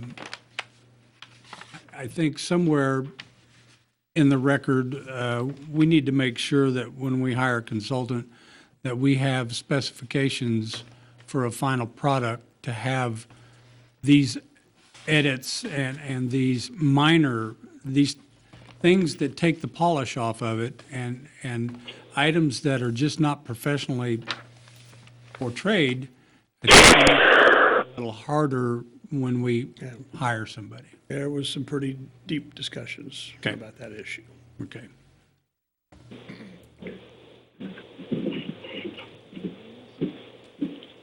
We'll have the digits on this if we want to update it at some time. Statutes and division, the comprehensive plan is to be reviewed annually by the Planning Commission. The expectation, if you have something of major change, that you will go through another update. This, what you have before you will, if adopted, replaces the 2006 plan, Yes. which was 10 years plus ago. Okay. And depending upon the rate of we have changes going on, at some point, the city will need to look at a major update again. Oh, yeah, so will we have the digits to make these corrections? Pardon me? Will we have it electronically with digits to do our own updates? Yes. Okay. Yeah. We've got it all electronically now, and it's just a matter of getting it loaded on. I was waiting for the final document. Okay.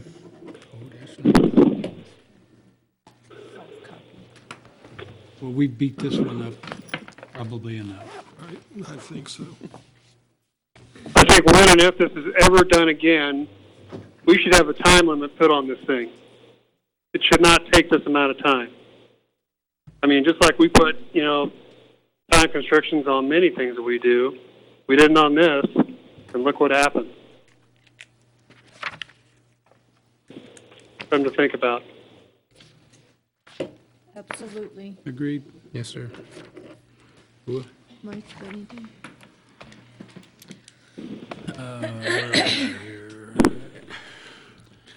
I move that the recommendation of the Metropolitan Planning Commission be accepted and that ordinance number S 3187, an ordinance accepting and adopting the comprehensive plan for Junction City and Gary County, Kansas, be approved. Second. Mike's got it. Okay, I have a motion and a second, and I know we're doing a roll call. Yes. Commissioner Ryan? Yes. Commissioner Landis? Mayor Fitzgerald? Yes. Commissioner Sands? Yes. Commissioner McAllister? Yes. Thank you. I will get that on the agenda next week with the county commissioners and see if we can get close to, And we'll get a soft copy. yes, and we will get a clean copy with all of the changes. All right, thank you. Thank you, Mr. You're out. Next item up this evening is going to be the consideration of ordinance number S 3189, the request of Christina Zloto, I'm sure I just tore that name up, to rezone the property located at 814 West 6th Street from CSP Special Commercial District to RM Multiple Family Residential District. Mr. You're out. Mayor and Commission, this is a request of a landowner who owns the property that is a home at the address on West 6th Street. They are in the process of trying to sell it, have run into the same issue that many others have throughout the community in the past of not being able to close a sale because they can't get insurance, and without insurance, you can't get a mortgage, and so those dominoes all fall. This planning commission, I think there's a note in the minutes that reflect the fact that they even asked about perhaps some other homes on that same block. And we did reach out to those folks, and none of them wished to be included in this process. So, as I've noted also, there have been other times when the city has taken initiative to do that. You'll recall within the last year, we did one up on North Washington. A number of years ago, we did 7th Street from Adams to Garfield and took all of the homes that existed there that were zoned commercial, the same thing. We've done this also on 10th and 11th Street between Washington and Franklin. So there have been discussions in the past about do we do others. The conclusion that we reached through the Planning Commission was after we had done the massive ones that we would just simply say no.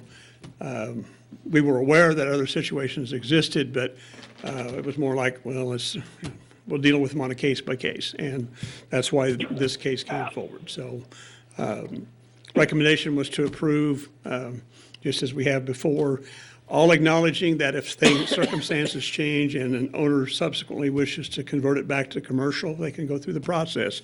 And as you will recall, we did that at 4th and Franklin. So, so it can happen. And so the recommendation is for approval. Staff recommends approval. The ordinance will achieve that.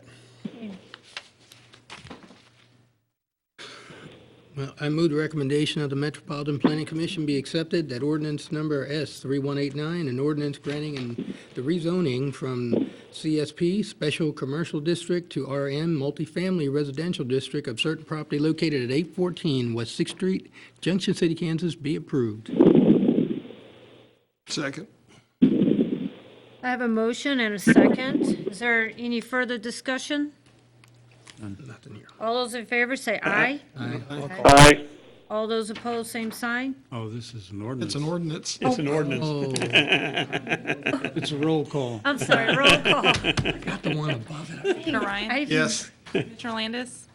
Fitzgerald? Yes. Commissioner Sands? Yes. Commissioner McAllister? I Yes. even wrote it down. I forgot. I even wrote it down. Thank you. You know you made them all happy, though. Oh, God. All right, thank you. Next item up this evening is going to be the consideration to award the sanitary sewer cleaning bid for 2017 to Ace Pipe Cleaning Incorporated in the amount of $316,300. Mr. Ibera. Good evening, Madam Mayor, Commissioners. We're looking for consideration approval to award the sanitary sewer cleaning to Ace Pipe Cleaning, Kansas City, Missouri, in an amount of $316,300. A little background information. On April 14th of 2015, city staff advertised out for bids to clean the city the city sanitary sewer lines over a 4-year period, dividing the city into 4 different sections. And at that time, we received a bid from Ace Pipe Clean for $316,300 to clean segment 1 of the city, which is the southeast quadrant of the city. And their total amount of the bid for that for 4 years would be $1.5 million. We also had a bid from Meyer Specialties for $358,900 to do that same segment, and their total bid for the 4 years was $1.7 million. On April 21st, 2015, you awarded the bid to Ace Pipe Cleaning to, in the amount of $140,000 to clean our trouble-known spot areas in the town and 21 lift stations. We're requesting that we approve the award of a bid for the first phase of the south sanitary cleaning system to Ace for $316,000. Their price has not changed since 2015, and it's the same price.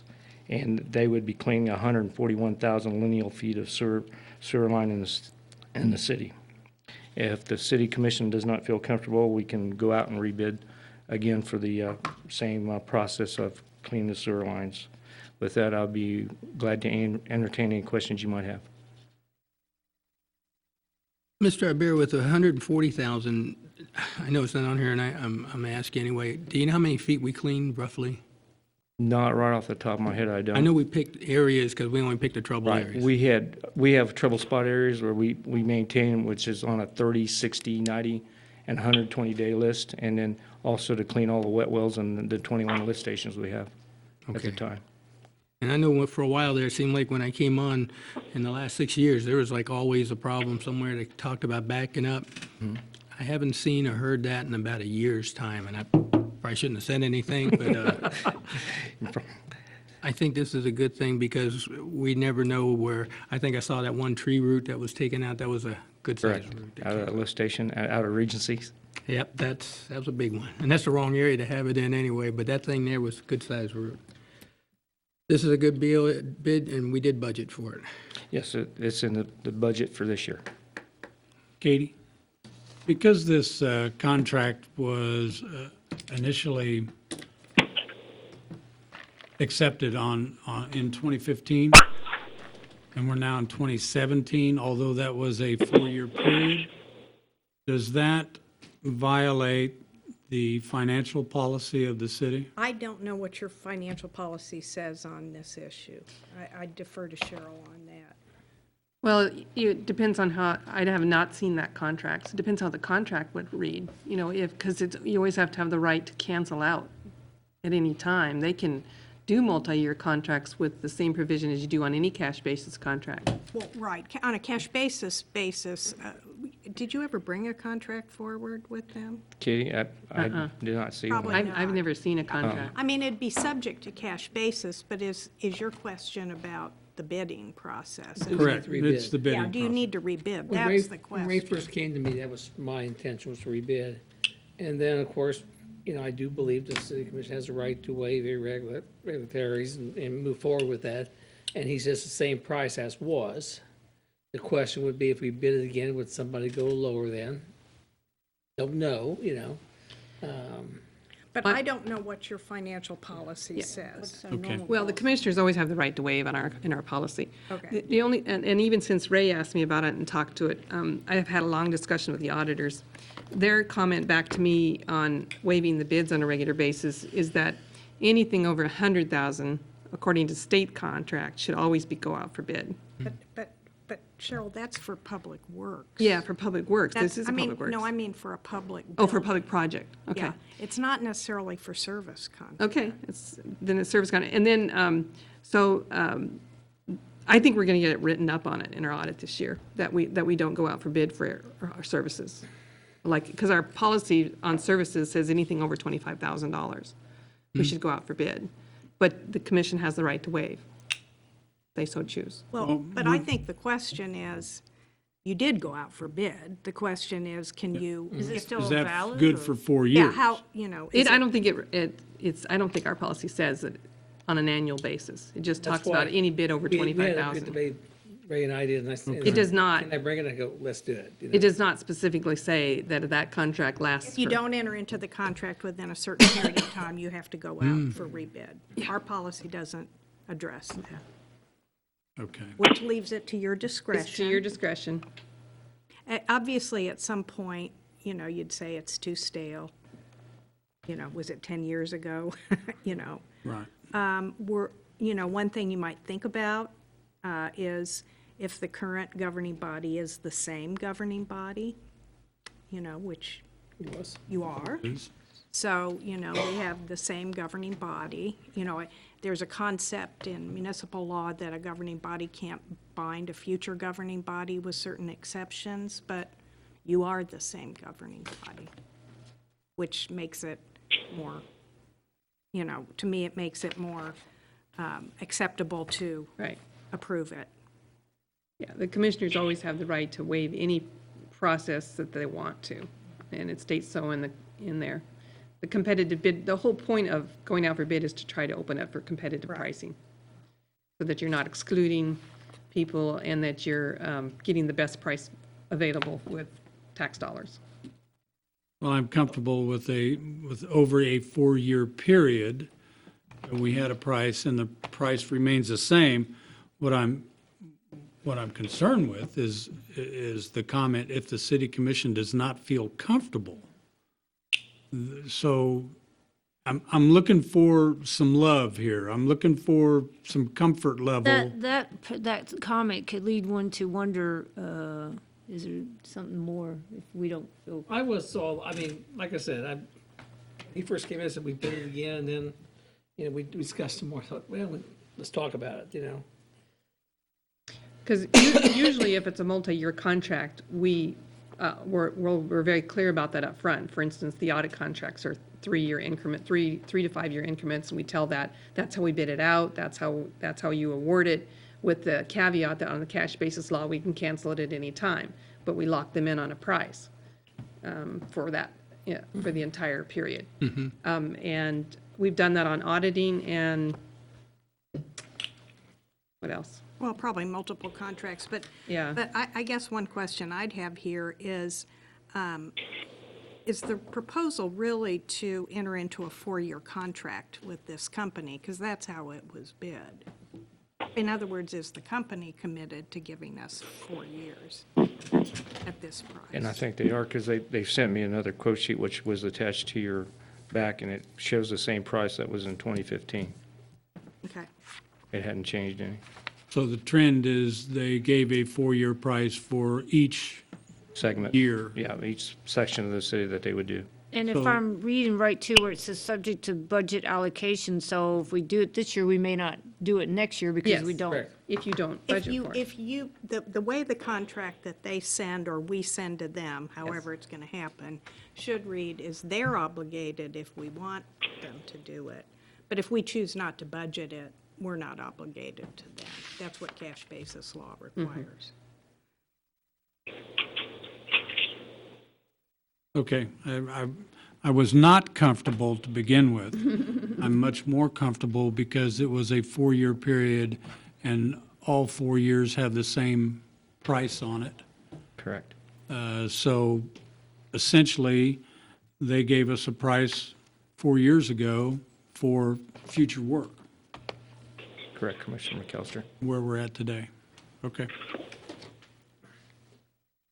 Actually, I see that it's different amounts per year, but if it's the same amount they originally bid, then, Yeah, Ms. Logan, it was the same amount that they had in okay. That they had provided you. 2015. Yeah, Different because amount they're of different feet probably every year, this. isn't it? Yeah, Different it's length? Yes, different Commissioner Bryan. size. Right.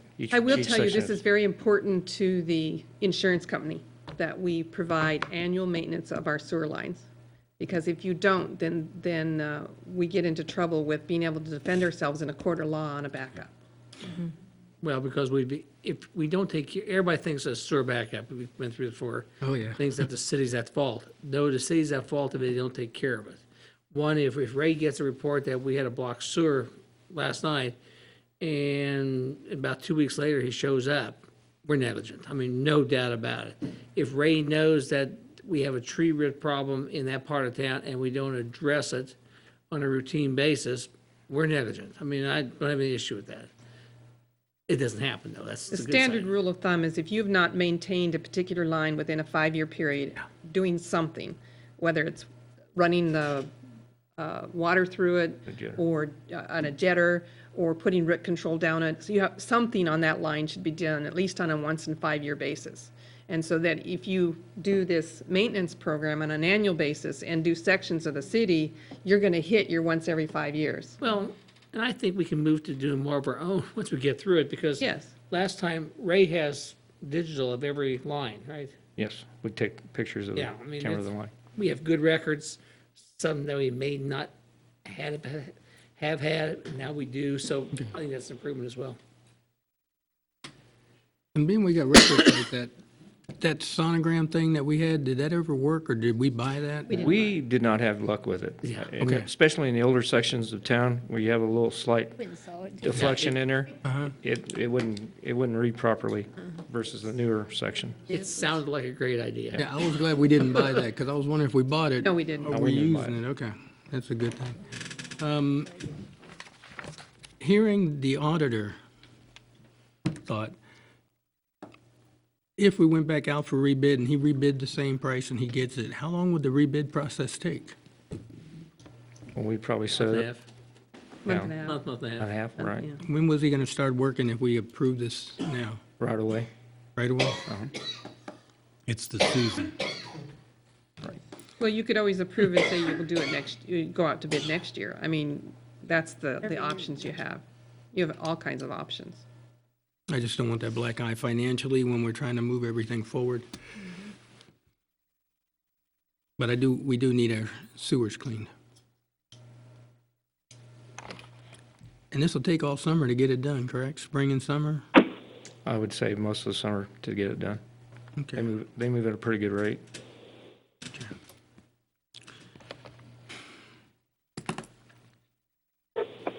Check with Commissioner Landis. Vice Mayor Landis, you got any comments you want to add on it? No, I do not. Okay, thank you. Okay, I move to approve the award of 2017 sanitary sewer cleaning to Ace Pipe Cleaning Incorporated, Kansas City, Missouri, in the amount not to exceed $316,300 as presented. Second? And do we need to state that for just 1 year, or just, It's 2017. 2017. It says that. all right? Okay, I have a motion and a second. Is there any further discussion? All those in favor say aye. Aye. Aye. All those opposed, same sign. Motion carries 5-0. Thank you. Thank you, Madam Mayor, Commissioners. Thank you, Ray. Okay, next item this evening is going to be Commissioner comments and committee reports. So this evening, we're going to start with Vice Mayor Pat Landis. Nothing. Well, it's nice to be back. It's been a pretty rough 4 or 5 weeks. Kind of got blindsided by a major medical issue that just about took me out. But I'm glad to be home. Got home last Friday and kind of weak and trying to build my endurance back up. And I'm hoping to actually physically be at the next meeting. So glad to see that things are still proceeding and you guys are behaving yourselves. I look forward to getting back to work. I really miss it. So, one more thing is, I think that people in the community are kind of forgetting that we have an election this year, and that they need to, anyone that's interested in making an application to run for city commission needs to have that in by June 1.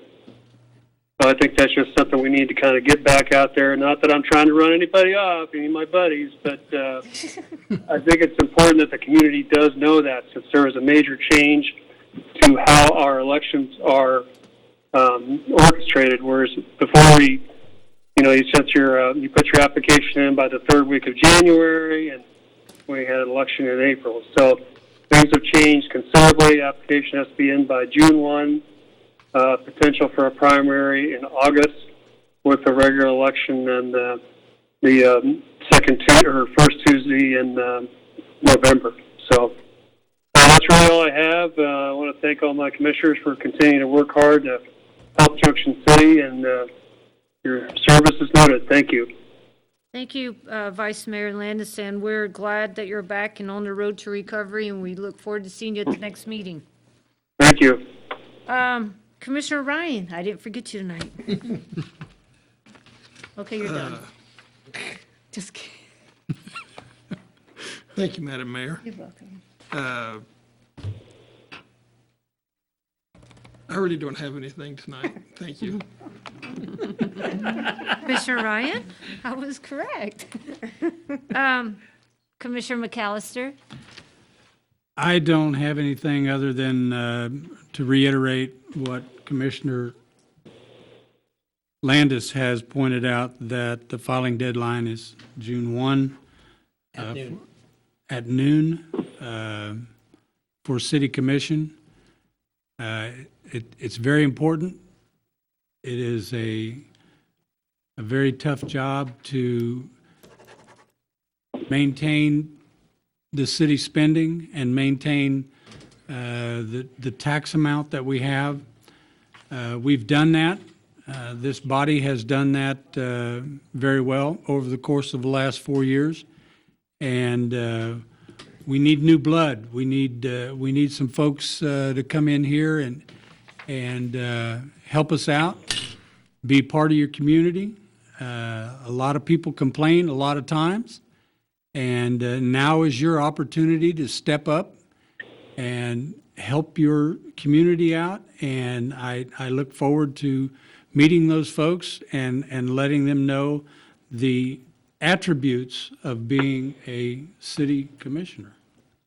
That's all I have, Madam Mayor. Thank you. Well, thank you, Commissioner McAllister. Commissioner Sands? Attended Community Connections, that's about the only thing, but there's a lot going on, and I hope not to steal the Junction City Police Chief or the Junction City Fire Chief's fire or steam. Arts Council, they received a grant, so they're going to be doing some brown bag lunch programs. They're programmed to do 3. Just look for the announcements to come out. They usually do them on Wednesdays. The first one was cold, so they didn't do it. Crossroads has a great project. I think everyone's probably heard about that. I'm hoping that it gets in, but it won't get in before Juneteenth. But they need some financial assistance, so if you know somebody who's in that Crossroads for leadership, they will be looking for some donations to try and get the materials to build that, I guess I can say it's a pergola over the bench areas in the park, which is excellent because summertime nobody can sit there. They have to sit everywhere else, and if you have a speaker up there, it looks really bad because nobody's sitting in front of the speaker. So there's an Explorer camp for firefighters, and I didn't know anything about that, but it's for the young folks, the young guys and gals. It was explained to me by Gary Burgess, and I'm pretty sure our fire chief knows a good bit about it. But, you know, outside of going to the police and everything else, the fire department, and some of these folks get in at age 14 and they stay in the fire department. Twins up there in Burlington, I think is where it was. Those guys been on TV twice. So if you got a twin, come to the fire department, you'll be in the news later. I'm looking at holding a coffee probably once a month, probably at a hotel lobby area, once a month to get to talk with the community again.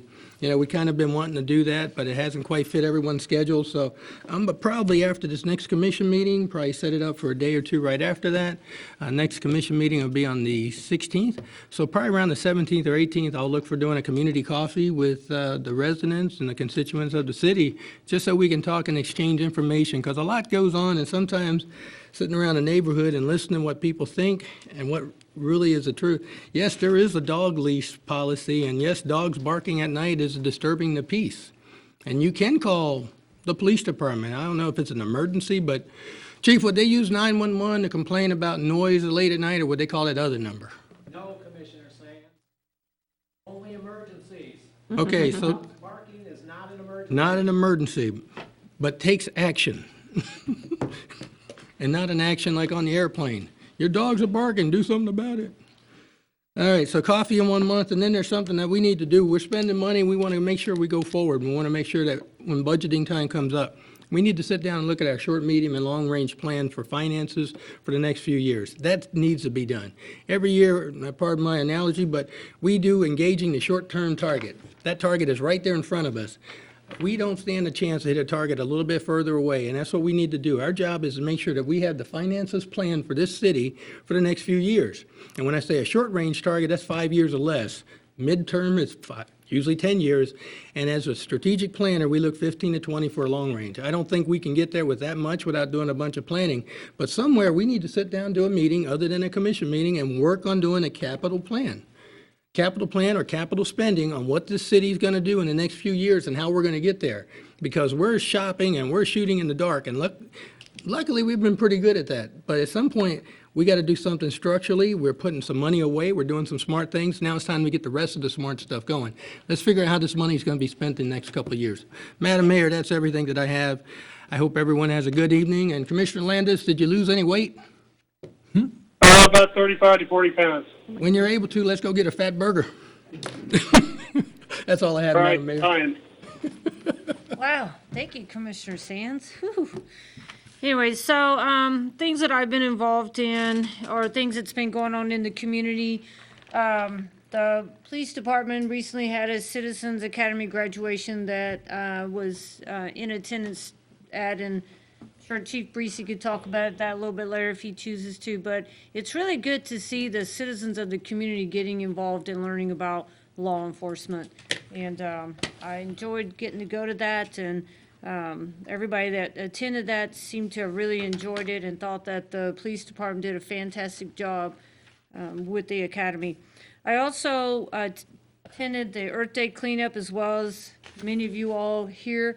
And again, it's another great big community effort that a lot of the citizens in our community came out and helped. And I can say one of the areas that I helped pick up last year, which is along I think it was Rucker Road Thompson, yeah. to Thompson, there was not near as much trash out there as there was last year. So that either means we did a really good job or a combination of both. We did a great job and people are starting to really take notice and a little more pride in our community, because I'm a big stickler of first impressions are lasting. And so we want to, work on keeping our community looking nice.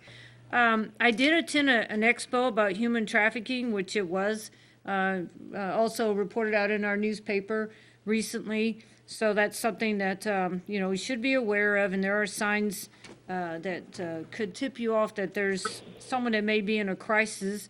Our Opera House this past weekend had this wonderful play called Grease. If you didn't get to go to that, you really missed a great show. And I'm just going to throw out to the Opera House and the Little Theater. They really do a fantastic job on putting the plays together and all the events that happen at the Opera House. I also was able to attend the Officers of the 1st Infantry Division dinner this year. I've never been the 98 times that they've had it till this year. Why did I go this year? Because they had it here in Junction City, which is right outside of Fort Riley, the home that a lot of people consider Junction City to be of Fort Riley. But what it was really great about that was that there was over 400 people in attendance in our community for 4 or 5 days they were here. And I only heard great reviews from all of those folks that came. And some of them, we hadn't seen them in 26, 27 years because they were ones that we deployed to Desert Storm with. But they all had a great time. The Marriott did a fantastic job, as well as Munson Steakhouse did a really fantastic job taking care of all the folks that was here. The other thing that we have worked on, myself and with Fort Riley and the Manhattan Mayor, was April was the month of the military child. And our 3 communities together in partnership and collaboration, each one of Fort Riley had lots of events for the military children, but Manhattan had an event. Well, Junction City also coordinated and collaborated to have an event here in our community with our 12th Street Community Center in MWR, and that was this past Sunday. We had probably about 30 kids with a family member that attended the 12th Street Community Center. I was there, and being the big kid that I am, I had a good time playing the pickleball and throwing the frisbee and basketball and everything like that. But the key to that was it was a collaborative, cooperative event that we worked with Fort Riley and Manhattan, so that we were all celebrating the military kids that live in our communities. And I expect to see future events with our partners as well. And the last thing that I will mention is this Thursday at 1 o'clock, as a reminder, the veteran parking signs. We're going to have a little, small, brief, probably ceremony. Last year in the fall, Jackie, I can't remember his last name. McDonald had came to the commission when Commissioner McAllister was mayor and had suggested that we look at some parking signs. And I know our Public Works has done a great job getting it ready. So Thursday at 1 o'clock in our city-owned parking lot at the corner of 6th and Washington, or Little Caesars parking lot, just as a geographical location, we'll have a ceremony where we'll install 2 of those parking signs there, and there will be another one just right north of our city municipal building here, and the other one is out at Rayford Field. So please, if you get a chance to come, it's at 1 o'clock. Won't take much of your time, but it's just a continuation of our appreciation for our military, whether you're active duty or retired or served in the military before. So that is all that I have. Mr. Dinkle. The mayor and I, we leave town Friday. We're both get the opportunity to go to National Training Center in California. So we'll be gone for a couple of days. So let anything happen. Okay. Yeah. Anyhow, hope not at least. Alan's gonna wear BDUs. Oh, does it? No, he's. No, he's not. Yeah. Thursday night is Boy boots. J-Luce. J-Luce. It's J-Luce meeting at Grandview Plaza. David and I attended the tech committee today. I had to bail out after 3.5 hours because I had another commitment, but, and I know the other committee, the Public Relations Committee meets tomorrow. So I think a lot's happening and keep getting a lot of input on the J-Luce plan. Question about land bank, haven't done anything, we need to get together with that. One of the problems we're having though, as of end of March, and I don't think we had any in April, we had no building permits for new homes in this town. We gotta create demand, so regardless what you do with lots, we gotta create demand. Commissioner Landis and I did meet with a group about a possibility, we're gonna continue to meet with those, on doing some things, and we'll see where that goes. We just gotta create demand for housing, do we have a surplus of housing with the 307 for sale? Maybe. You're always going to hear me talk about the tax issue. I think that's something we have to look at as a group, all the tax areas of the county. So it's something that we just have to do and to continue to work with. It's important to do, but more importantly, we got to get people building houses here and create demand for housing.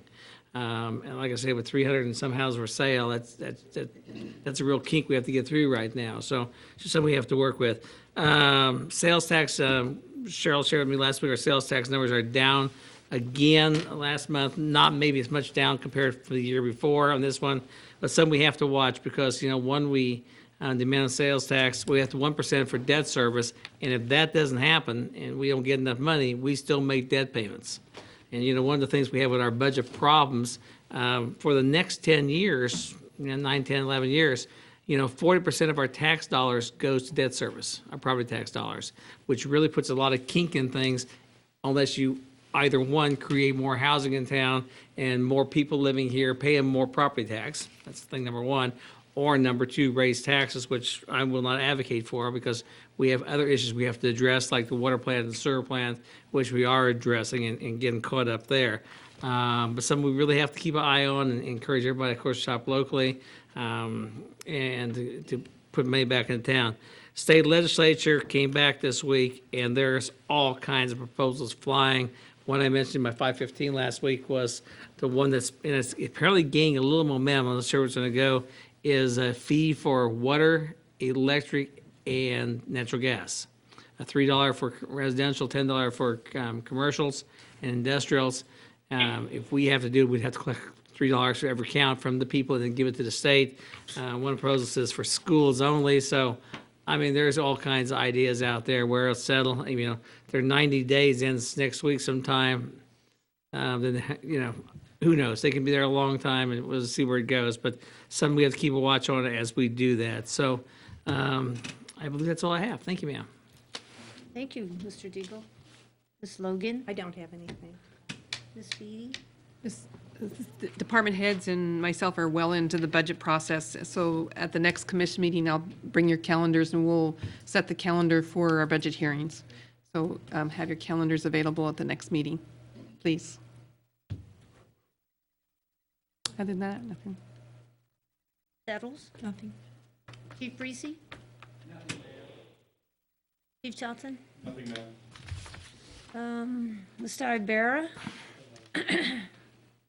Mr. Lazier? Nothing this evening. Mr. Gurman? Nothing, Madam Mayor, thank you. Mr. Kenny? Carey? Peterson, yeah. I know, I can never think of his last name. Chad? Good. Oh, good, I have something for you. Do. I knew you were going to say I that. should have warned you. Can you please give us an update on Golden Belt? Ray and I have. That was kind of like that. Yeah, stand up and take it. Pushing that off on the. We've been having some trouble getting a permit to work on KDOT's right-of-way. This isn't, all of this project doesn't land on city right-of-way, so you can't just go out there and do whatever you want to do. This drainage problem that we're working on right there by the apartments just west of Jackson there used to be open ditches and a pipe that drained that area out into the I-70 ditch years and years ago. It's been silted in and people have filled in the ditches and made driveways out of them and things like that. And that's a problem that when that right-of-way got transferred to the county, that problem got transferred to the county from KDOT. And then it transferred from the county to the city. Well, been trying to get KDOT to help us out with getting a permit there since it's kind of their original problem that got shoved off on others, and they haven't been super helpful. So we've got a CenturyLink fiber line that technically is not in the way. We're actually going over the top of it by about 4 inches, but KDOT will not give us a permit unless we have a letter in writing from CenturyLink stating that that amount of clearance is okay, which they will not give us because they want 24 inches of cover. When CenturyLink found out that it was the city asking for the line to be lowered and they're in KDOT right away, then they can claim that they should get paid to lower it. So they've got an estimate coming that's probably going to be somewhere between $6,000 and $10,000 to lower their line. And they have to request KDOT's permission, get a permit to lower the line, and you still don't have a permit to drain your pipe onto KDOT's right away, even though that's where all the water is naturally going anyway. So Ray and I have come up with a solution where we can run a pipe underneath the road, put another inlet on the south side of Golden Belt. The water will come in the inlet on the north side, go down through the pipe, and it'll eventually come back up, and that second inlet will be kept down about 12 inches from the top of the other one, and it'll come back out on the surface and run out into KDOT's ditch. We don't have to get onto KDOT's right away and don't have to get a permit from them. So this is a major workaround. Yeah. And obviously the rain has kept a lot of the progress down on that project, but Ray's guys have done about as much as they could. We had a gas line that we had to wait for the gas company to move that we had tried to shoot all these things and have them dug up ahead of time so we knew what was all in the way. And the gas line 15 feet away was low enough, but where the pipe actually goes, it had come up quite a bit, so they had to move it. It's just been one of those projects that didn't seem like much of a project, but it sure has turned into a lot of project. So That pipe isn't that going to work like a P-trap and fill with sand and whatever that goes in they will there? be flushing it regular like. Yeah, it will be a maintenance problem. Right. Well, thank you for that update. Yeah. No problem. The traffic signal. Oh, excuse me. Can you give us an update on the traffic light? 6th and Franklin? Yes. Yeah, everything's done on it except for putting up the actual signal poles. The bases are in, all of the curb work's done, the asphalt work is done. There is an advanced warning sign on the other side of the overpass. That'll be a flashing light with a sign that tells you there's a signal ahead. So that still needs to be put up, and then the signals get put up. So that should be a couple weeks from now. That should all look completely different. So. Thank you. Yep. I won't call you back. Sure. Yeah. Mr. You're out? Okay. Can I get a motion? I make a motion to adjourn. Second. Okay, Good night. done. Thank you. Have a good evening, y'all.